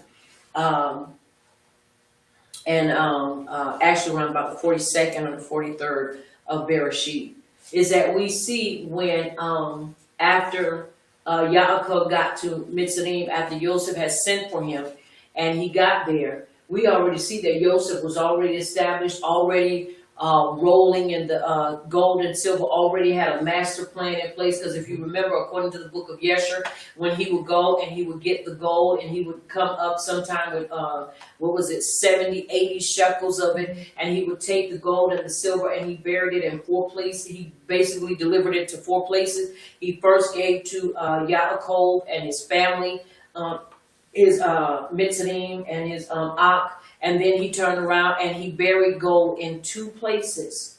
He buried it by the Sea of Reeds, and then he buried it in another place. And then he turned around and he gave Pharaoh what was left. And the whole time he was building, he was empowering the children of Yisrael.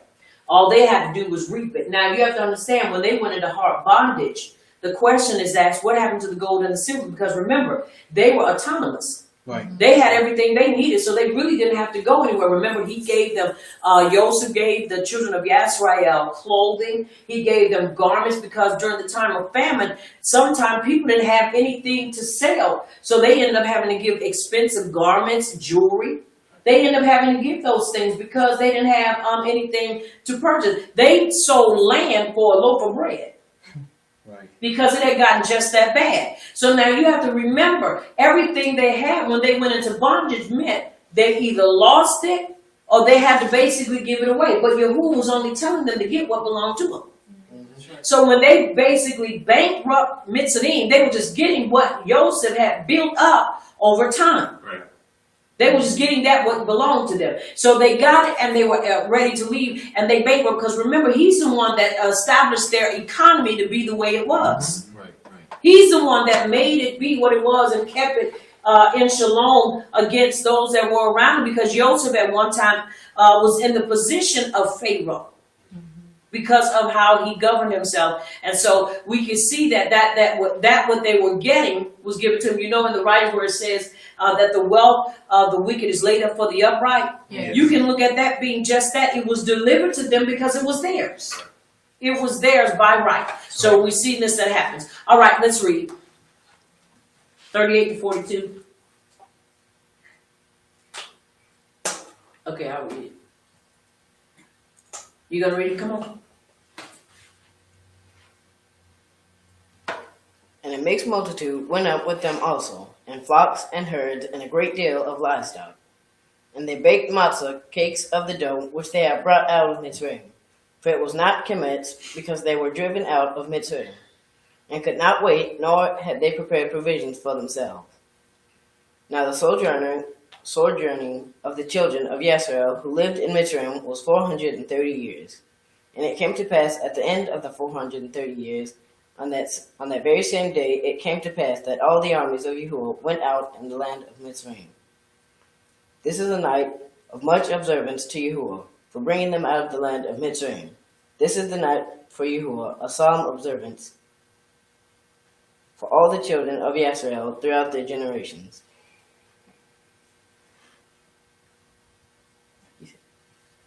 You finished 42?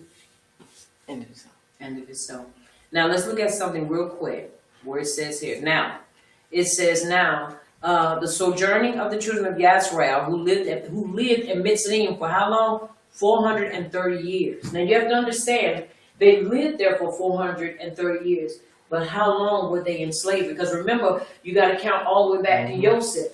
They were not in slavery the whole time they were in Mitzrayim. So the whole 400 years was not about them being in bondage. Are you understanding? Yes. But when bondage did come, they were in bondage, but they were not in bondage the whole 400 years. Does that make sense? Yes. Once again, they lived there. Because you're talking about all of Yisrael.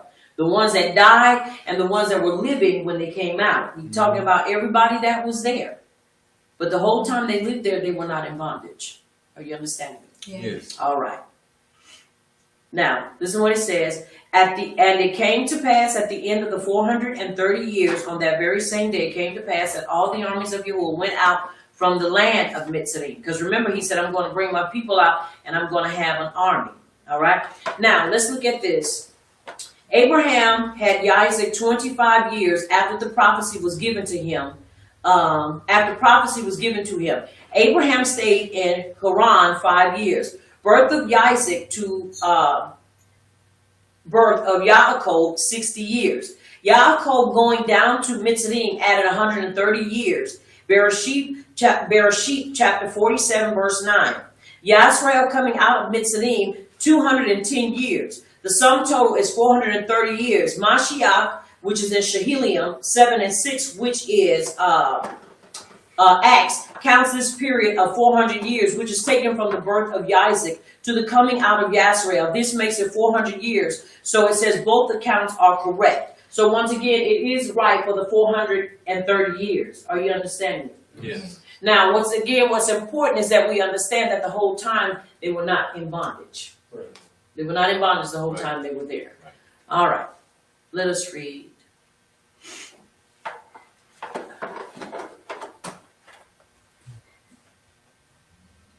Verse 43. 6 verse. Yes, please. And Yahuwah said to Moshe and Aharon, this is the ordinance of the Passover. No foreigner shall eat it. All right, say it again. And Yahuwah said to Moshe and Aharon, this is the ordinance of the Passover. No foreigner shall eat it. Now, you have to understand, because it seems like when you read this portion, it contradicts everything that was said. Now, you have to understand, when Yahuwah said no foreigner, that's exactly what he means. No foreigner is supposed to eat it. Now, let's read verse 43. 44. I'm sorry, 44. But every man's servant who is bought for money, when you have circumcised him, then he may eat it. Now, once again, let's look at verse 44, because verse 44 connects verse 43.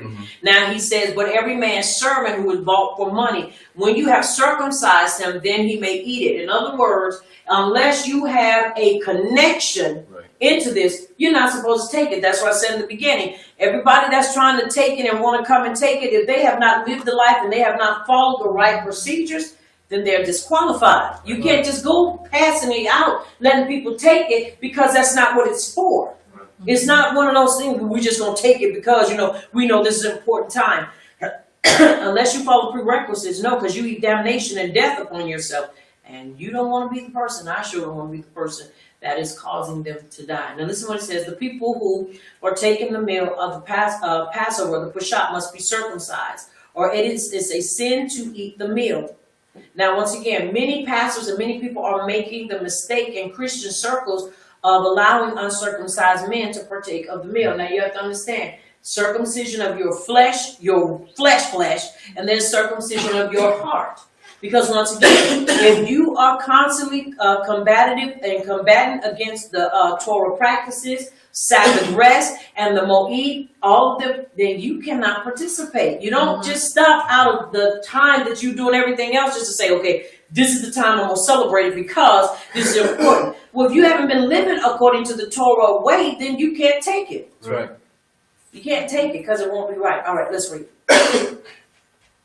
Verse 45. A ger toshab and a hired servant shall not eat it. And one bath, it shall be eaten.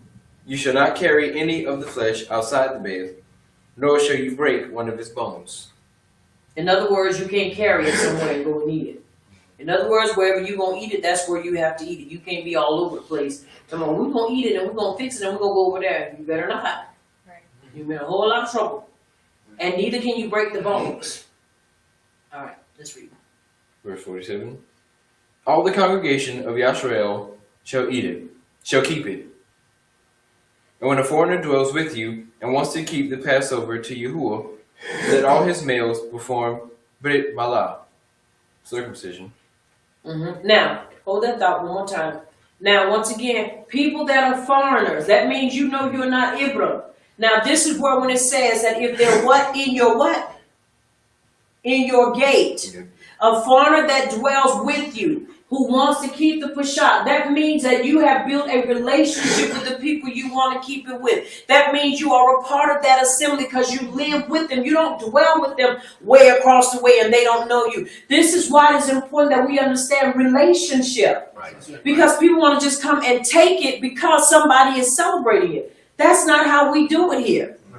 That's not how I do it. And you have to understand, you don't come, well, I'm going to come the first 3 weeks and I'm going to do that. No, you have to have a relationship and dwell with the people that you're talking about taking it with. This is why so much stuff is going on. And this is why we be treated the way we're treated, because people look at us as being loose. This is not a loose life. Right. Are you understand? That's why we are set apart, because we don't do everything like everybody else, and we don't let everybody come in and do everything. Because if you're not living right and you're not following it, then you won't do it. And you have to understand too, I believe that people really know when they are a foreigner how to do it, then they'll begin to come in covenant with people that are living right. Right. You won't wait, because now what you're saying, based by your actions, I only want this right here, what you can give to me, but I ain't really ready to covenant with you and dwell with you, which is wrong. Are you understanding? Yes. All right. Let's read. And then let him come near and keep it, and he shall be as a native of the land. For no uncircumcised person shall eat it. It is so. And it is so. Now, once again, it is played out. And it says, and when a foreigner dwells with you and wants to keep the Peshat to Yahuwah, let all his male perform Brit Malach, which is circumcision, and then let him come near and keep it, and he shall be a native of the land, but no uncircumcised person shall eat it. Once again, we're talking about community, and we're talking about relationships. Right. You don't dwell in a community and be distant. You dwell because you are a part of that community. That's right. And I think once again, people don't like to commit themselves because they feel like, well, I shouldn't have to do that. Well, when you get that mentality, then you have to understand as a Mora and those that are Mores and other Moras and as leaders, then if you really walk in truth, then you don't have to serve it to them. You don't even have to allow them to be there. Why? Because you want to follow this thing right. Because out of all the feasts, this is the one that we have. We don't get me wrong. All of them we have to live right and do right. But this is one you do not want to get wrong. That's right. You don't want to get wrong. All right, let's read. 49, 50, 51, and chapter 13, and we're going to read verse 28. No, I'm sorry, verse 16. One Torah shall be for the native born and for the foreigner who dwells among you. Thus all the children of Yasrael did as Yahuwah commanded Moshe and Aaron, so they did. And it came to pass on that very same day that Yahuwah brought the children of Yasrael out of the land of Mitzrayim according to their families. Verse 16.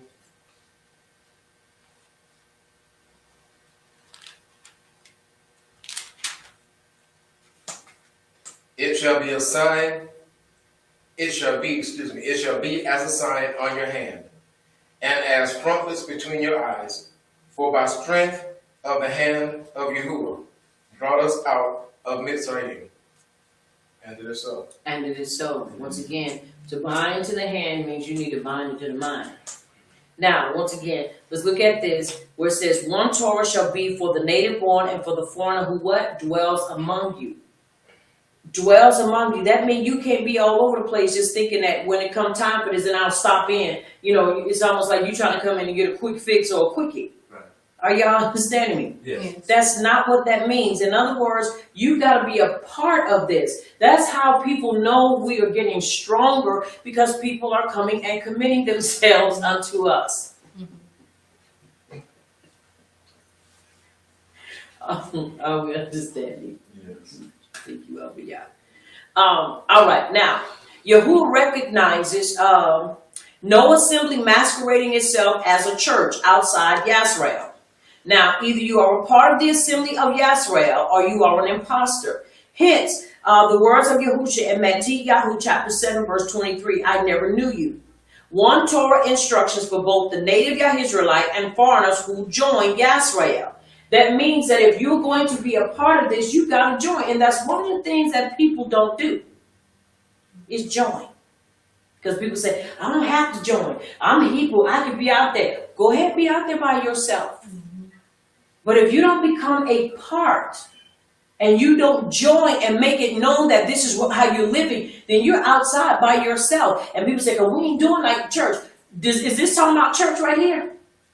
No, it's talking about us as a people. And if you don't dwell among the children of Yasrael, if you don't dwell among us and anybody else that know who they are and living, then you're not living this thing right. But people want to go and be all over the place. Like I say, if you're going to go somewhere, join and be a part. Don't be a person that just goes there just because you know they are celebrating this Moed, and you just want to do that, and then you leave and never go back and have any kind of relationship or communication with them afterwards. That's wrong. That is not the way that's supposed to go. Are you understanding me? Yes.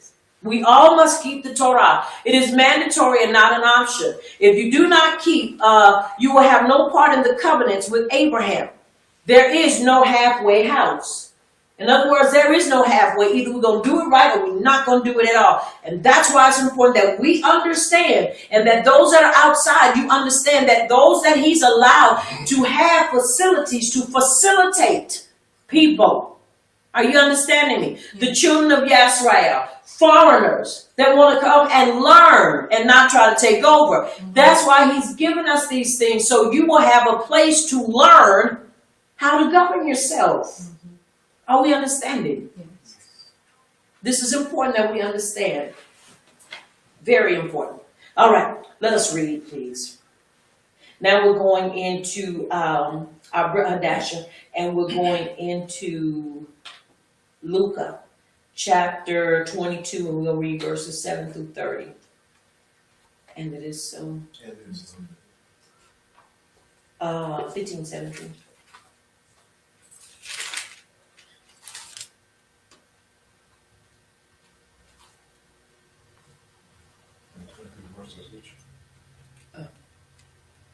starting at verse 7 to 30.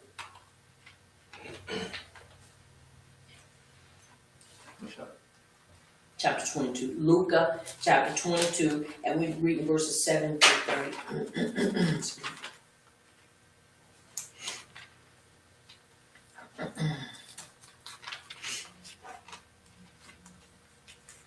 Let's read 6 verses, please.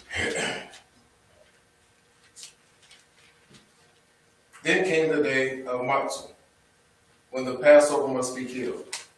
And he sent Kepha and Yehochanan, saying, Go and prepare us the Passover, that we may eat. And they said to him, What do you want us to prepare? And he said to them, Behold, when you have entered into the city, there shall a man meet you, bearing a pitcher of wine. Follow him into the bed where he enters in. And you shall say to the owner of the bed, Rabbi, the rabbi said to you, Where is the guest chamber, where I shall eat the Passover with my disciples? And he shall show you a large upper room furnished, there make ready. And it is so. And it is so. All right, we're seeing where, who also took the Peshat? Yahusha and his what? Followers. He took the Peshat. He ate the Peshat. Are we understanding? Once again, it's important that we not allow ourselves to be taken into ignorance because other people choose not to believe in him. You have to understand, he was here before anything else was here. And it is so. All right, let's read.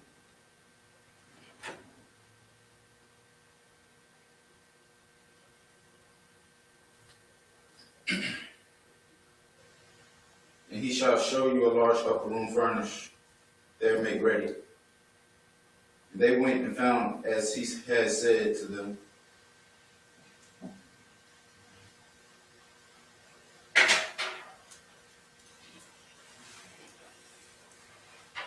And they went and found as he had said to them, and they made ready the Passover. And when the hour was come, he sat down, and the 12 apostles with him. And he said to them, With desire, I have desired to eat this Passover with you before I suffer. For I say to you, I will not any more eat thereof until it be fulfilled in the kingdom of power. And it is so. And it is so. Now, once again, and he said to them, with desire, I have desired to eat this Peshat with you before I suffer. For I say to you, I will not any more eat thereof until it be fulfilled in the kingdom of power. This was his last Peshat that he was getting ready to be partaker of, because he was getting ready to be the Passover, the Passover lamb. So we see this in this. All right, let's read 17, 18, 19, 20, 21, please. 17, 21. And he took the cup and gave thanks and said, Take this, divide it among yourselves. For I say to you, I will not drink of the fruit of the vine until the kingdom of power shall come. And he took lechem, gave thanks, and broke it, and gave them, saying, This is my body, which is given for you. Do this in remembrance of me. Likewise also the cup after supper, saying, This cup is the renewed covenant in my blood, which is shed for you. But behold, in the hand of him that betrays me is with me on the table. And truly the Son of Man goes as it was determined, but woe to that man by whom he is betrayed. And it is so. And it is so. We know he was betrayed by his own. Now listen what it said. What is he took the cup? The cup of Yahusha is only divided between the believers, and no unbeliever can partake of this cup, other than those who keep the feast and are obedient. If you're not obedient, you can't be disobedient and obedient at the same time. That's right. So it's only divided between those who do what? Walk in obedience. That's the only people it is divided among. Now, what does it mean, divided among yourselves? He does not say divide this among the other people in the world, but does amongst the believers in Yahusha. These are the believers. Once again, it's important that we understand we can't take what he's given unto us and divide it to everybody. That's wrong. All right, now, it says the word fruit is drash for the believer who keeps the Torah. The wine is drash for the commandment in the Torah. Yahushua's reign on earth in the millennial kingdom is where it's talking about, where he says, and the power shall come. For I say to you, I will not drink of the fruit of the vine until the kingdom of power shall come. Once again, it's important that we understand the sayings, and it is so. All right, now we must celebrate the Peshat annually as it is an eternal ordinance and a restated commandment by Yahushua. So Yahuwah just didn't say it, but Yahushua himself also said it, that we're also supposed to take it. Now you have to understand, when you look at this part, they talk about it, Christianity talks about the Passover Peshat, but they never really place emphasis on it. We are always alluded to believing it's only talking about leadership, but you have to understand the whole purpose of this portion of the scroll here is to show us and to remind us of that ordinances, and that is to keep Peshat. But once again, we were, the different teachings that teach around the people's problems and situations, and we mostly take in. I forgot what that type of style of preaching is. It is a topical preaching. They make it a topic. Well, my topic is going to be out of this chapter, leadership. And instead of dealing with the context of the writings of the scroll, they take it out of context and say, well, this is a good teaching on leadership. And they teach about the leadership that is portrayed in there, but it's not about the leadership. It is about what they are doing that day, and that is preparing and keeping Peshat. Are you understanding me? Yes. That's what's important for us to understand. All right. What'd you read for me? To 21? Yes. All right. Now, renewed covenant, which is not the New Testament. This is important that we understand. Somebody say, not the New Testament. Not the New Testament. Renewed covenant. Renewed. This covenant has its origin in Devarim 29:1. It is not what happened, or it is not what people think, and it is not a brand new covenant, but one that is refreshed and was originally given in the Torah. So once again, it's important that we understand it is not the New Testament, but it is the renewed covenant. Are you understanding? Yes. All right, it is the renewed covenant. And this is the way we're supposed to live. All right. And the renewed covenant is in his what? Blood. It's in his blood, which was shed. Now, this is where it becomes really scary for people that reject Yahushua. Because unless you receive and accept Yahushua, you don't walk in the renewed covenant. Because without the shedding of blood, the renewed covenant would not have effect. Right. It cannot take place in our lives. We've got to accept it. You can't reject that. Are you understanding? Yes. All right, let's read 21. 22, 23, 24, 25, please.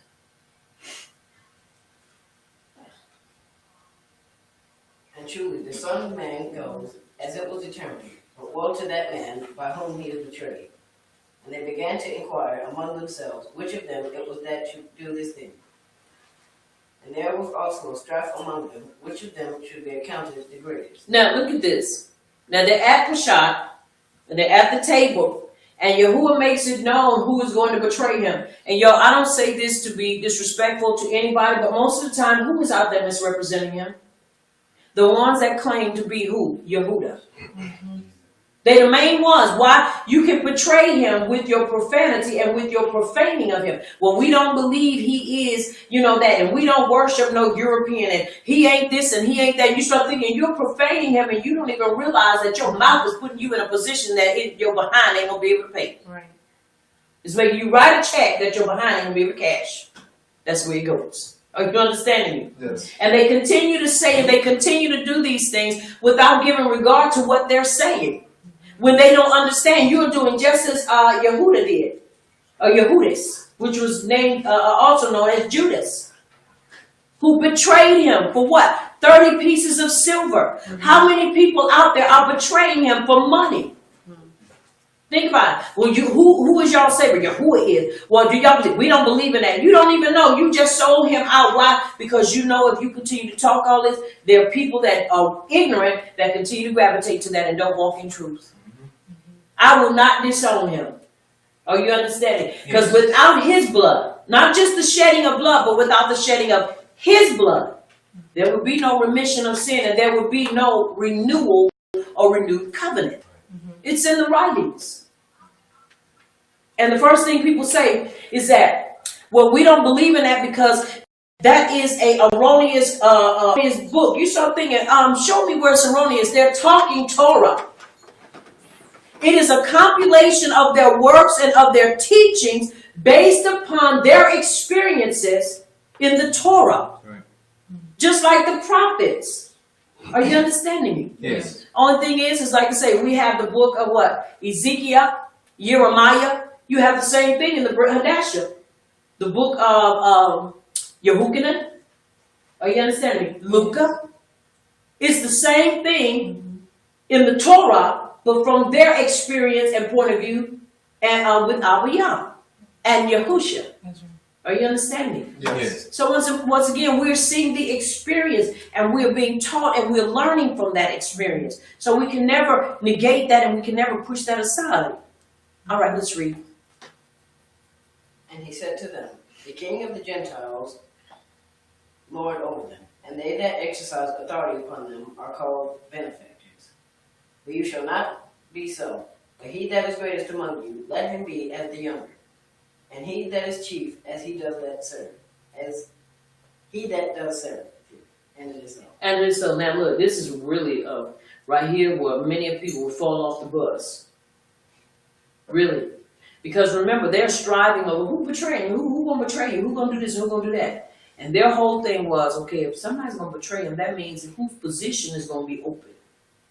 Who's gonna be able to take this position? Because remember, look at the conversation, at the context of the conversation. And he said, and there was also a strife among them, which of them should be accounted the greatest. You at the table getting ready to take Prashad, and you concerned about who's the greatest. Does that not sound like the stuff today? Who's going to be nominated to be the spokesman and the greatest orator? That's the same thing that was happening there. You start thinking, wow, really? I didn't vote for anybody. Now, we do have some smart cookies out there. I esteem them and I applaud them. But when it comes down to it and we start getting into these type of arenas, show me in the writings where Yahuwah did stuff like that. Look what he says when they are sitting here doing the same thing. Is it not the same thing you're fussing about who's the greatest? Is that not the same thing as today where people are voting about who's the smartest, who is the most intellect, who's the most eloquent, who is the greatest orator or teacher? Right. Are we understanding? I just want to convey what he's given me and show you the power. That's right. Are you understanding? Yes. Now look what's taking place here. And he said to them, the kings of the Gentiles lord over them. So he's referring to them like Gentiles, like they have that they really don't understand what they're doing. Then he turns around and says, they that exercise authority upon them are called benefactors. In other words, you exercise authority upon them, you become the benefactor, what? The beneficiary of whatever it is they give unto you. Are you understanding me? Yes. You benefit from them because of this mentality. Why? You start looking. If 95% of us could get our hands on some of the material that some of these folk get, Right. we would all be up there smart noodles. Are you understanding me? Yes. Some of the stuff that I need as a teacher costs thousands of dollars. Yes, that's right. I was just looking at a book on eBay that costs $300 and something. I want that book, but I don't have no $300 to spend on no book. Some of the the series, the books, what y'all when you get on the series? You know what I'm trying to say. 1, 2, 3, 4, 5. The series when you have the compilation of the books. Anthology? No, not anthology. When you have all of the books, and it's a compilation of all the books. It might be compilation of all the books. Series? Series. Dude, I couldn't even think of that word. The series, huh? Yeah, the series. Okay, I didn't hear myself when I said that. The series. Now you have to understand. I was looking at some of those books. The series cost thousands of dollars. $1,000 for 12 books. I would have it right in my library. Why? Because it shows us history. When you cannot put your hands on that type of information, guess what it does? It automatically knocks you out of that arena. Not that I'm trying to get in the arena, because I don't debate. But that type of knowledge is priceless. Because you're able to get your hands on information, and this is the whole thing, that other people can't get it because you can't afford it. And that's what makes everybody else look like, you know, they're the smartest thing in the world. Because they can get their hands on information that other people cannot. So if you can get all of this stuff that you know nobody else can afford it, or they're not even considering it, of course you're going to look smart. Now, understand, I'm not saying that Abiyah does not reveal revelation to his people, because I wouldn't dare say that, because I know he does. But I am saying, when you put in a position to where you have this type of information, sure, you can sit up there and debate with people. But when you don't, when you have information that is limited, your information is limited, then it automatically puts you at a disadvantage. Right. See, because you can't PDF everything. Some stuff, once again, you have to pay for. And I have no problem paying for it if I had it. Like I said, there is a book that I want that's $300. And it is a book, and I'm telling you, it is a phenomenal book. But once again, when you don't have that. So if we're going to truly be fair in all essence of this thing, give everybody that are teachers, and even those that are striving to be teachers, or just even people that are just laymen. See, because now that's how the Catholics did. They kept certain things away from people so that they called them just what they call them? Oh my goodness. Just your average people every day. Basically, they said the peasants and people, average people, didn't need this type of information. Well, some stuff I would not put in the hands of people that are not at that level to handle certain things. But at the same time, I'd say now, as you grow, now you're ready to have this in your hand. Just like you would not put a loaded gun in a child's head. Right. You wait till they're old enough and they know how to handle it to put it in their hands. But to deny people of access to that, of course you're going to have the upper hand. Of course you're going to be the one that rules the table when it comes to the knowledge. It's a game. And when you have supporters that send you $2,000 and $3,000, supporters. Are you understanding me? Yes. When you have supporters that say, look, I got you covered, because when you go here, don't worry about it, I got you covered. You got 500 or 600 covered for me. You got 1,000 covered for me. Don't worry about it. You got everything you need. And you got the, you have a relationship with different people at different colleges, and you have talked with different people. You're able to do that. Why? Because money talks and BS walks. Are you understanding me? Yes. And I'm just being real. When you have that, you're able to do these things. But when you're denied it, yes, you look like, well, you know, they don't know too much. But you have to understand, everybody starts from a level. And this is what they were bickering and fussing over, who's the greatest, who has the best. And like you told me, now y'all acting like the Gentiles. Yeah, in other words, y'all acting like y'all don't even know my purpose that I've given to you. You don't even know your purpose. We forget those things. And people don't like it, but it's to show enough truth. Are you understanding me? Yes. Now, listen what he says in verse 26. But you shall not be so. But he that is greatest among you, let him be as the younger, and he that is chief as he that does serve. Please show me where people serve. Are you hearing me? Yes. They don't. They don't. The ones that have that kind of knowledge, they only deal with people that are in their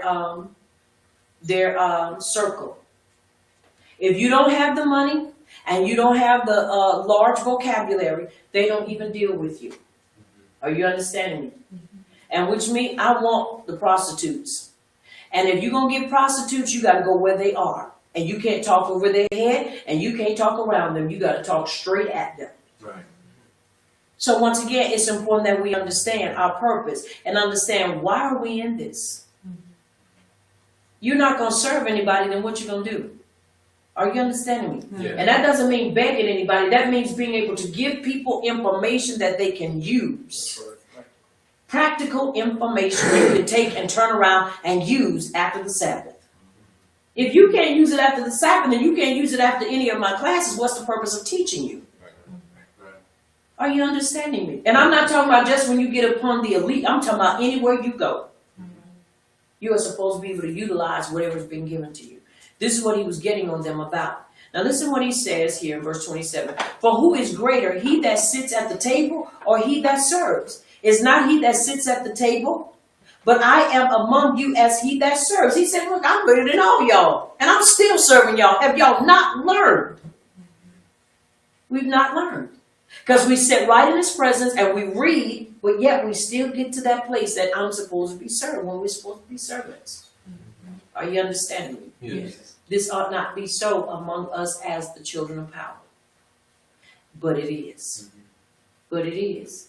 And it shouldn't be. Now listen what he says, 28, 29, and 30. Let's read those last three verses, please. Verse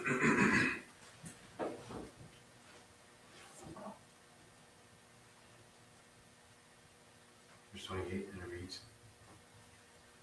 You are they which have continued with me in my temptations. Now, hold on. Let me expound on this real quick. The reason why he's saying this to them now, in other words, he's trying to jumpstart their memory. Now, look, you have been with me. You continue to be with me in my temptations. In other words, let's go back and let's see the very people that came against me. Now, you acting just like them. All they want to do was strive to take me down, strive to do all these things. Now, you're acting just like them. You know who I encountered and what I encountered. Right. Now, let's read verse 29, sorry. And I appoint you to a kingdom, as my Abba has appointed me, that you may eat and drink at my table in my kingdom, and sit on thrones judging the 12 tribes of Yisrael. 31. Read 31 too. And Yahusha said, Shimon, Shimon, behold, Shaitan has desired to have you all, that he may sift you as wheat. And it is so. Now listen what he said. He said he has desired to have you all, not just Kepha. He wanted all of them. Remember, they sitting at the table, about to take about to celebrate this appointed time, and they fussing about who's the greatest. Do you know how quick the enemy can change your thoughts just like that? All it takes is the right thing to be said or done. And if you ain't careful, you could jump into carnality in just that matter of seconds. Right. You all in the ruach, and then all it takes is for one thing or one situation, and now you all in the flesh. It's important that we be careful of these things. Now, so he telling them, he said, that you may eat and drink at my table in my kingdom and sit on thrones judging the 12 tribes of Yisrael. Now, you have to understand what he said to them, but y'all are bickering about who's going to be the greatest. You already know you already know what it is you're to do. Right. What else greater can there be? Once again, we get into all this, what is it, this, all this stuff, and we think it's great. All this stuff is not great. What's great is knowing that he has given us a position in the kingdom. That's right. That's what's the greatest thing. Now, once again, people get caught up in all this because all it is glamour and people getting a name for themselves. Right. Getting a name for themselves. The name you ought to be concerned about and what you ought to be concerned about most is how does Abba Yah feel about you in this earth here through his son, Yahushua HaMashiach. That's right. Not about what other people think about you. Not about how people view you in that respect. Because you want people, even if they don't like you, still to respect you. But not to the point that now you're trying to put me above everybody else. Because now what makes us any different than Christianity? Right. If you haven't gone out and dealt with everybody and you've done all this and now you're the spokesman, how are you the spokesman for everybody and you haven't dealt with everybody? Something wrong with that picture. We are still so divided. And listen what he says in verse 31. And Yahusha says, Shimon, Shimon, behold, Shaitan has desired to have you all, that he may sift you as wheat. Now listen what it says. The Greek manuscript had the word in plural for all to have all the disciples from whom Kepha was the head representative. So that meant if Kepha was acting up and messing up, then guess what? That meant it was going to trickle down. That's why we have to be careful of how we do things. Me, before I let it get to a point to where it just starts going crazy, I'll block a person and I'll let them go about their way. Because I'm not going to debate and I'm not going to fuss with people. I'll tell them we're going to end this conversation, we're going to end this relationship in shalom, and I'm going to let you go about your way. And to keep that door from being open again, I just close it and keep it closed. Are you understanding me? Yeah. Not because I'm scared, but because I prefer to move on. Because if it's not going to be any shalom there, then once that shalom is established at that last saying, then we're done. And then we move on. Why? Because there's no need for anything else. That's when the door opens for everything else to start coming through, and now you got all kind of problems and troubles, and we're not going to have that. Once again, it's about representing Abba Yah through Yahusha in the kingdom. We can't do that if we're not living right and we're not adhering to his instructions. So once again, I pray on this Sabbath that Abba Yah has ministered to your heart like no other, and that revelation has come to you, and that he has shown you the things that you're supposed to do, because he's truly shown me, he constantly shows me. What type of leader or teacher would I be if I don't see what he's saying? Are you understanding? Yes. It's important that we understand that. But I pray on today that Abba Yah continues to baruch your life, and he continues to lead and guide you into all truth, and that you will remain committed to what it is he has called you to in these final days. In the mighty name of Yahushua HaMashiach, and it is so. And it is so. And it is so. Once again, I pray that Abba Yah baruch your time of Sabbath rest. I am Prophetess Sabrina Brown, also Moral Triple, and I am the leader of Messengers of Yahuwah's Kingdom of Great Belief Ministries, located in South Carolina. Once again, I am Prophetess Sabrina Brown, and I am the leader of Messengers of Yahuwah's Kingdom of Great Belief Ministries, located in South Carolina. And I want you to remember, here is the place where The Torah does the body excellent. Until next time, may Abba Yah baruch atah and keep you in his shalom until we meet again. I also want you to remember that you've been touched by Champion TV, a place where the champions reside. And it is so. And it is so. And it is so. This is Champion TV.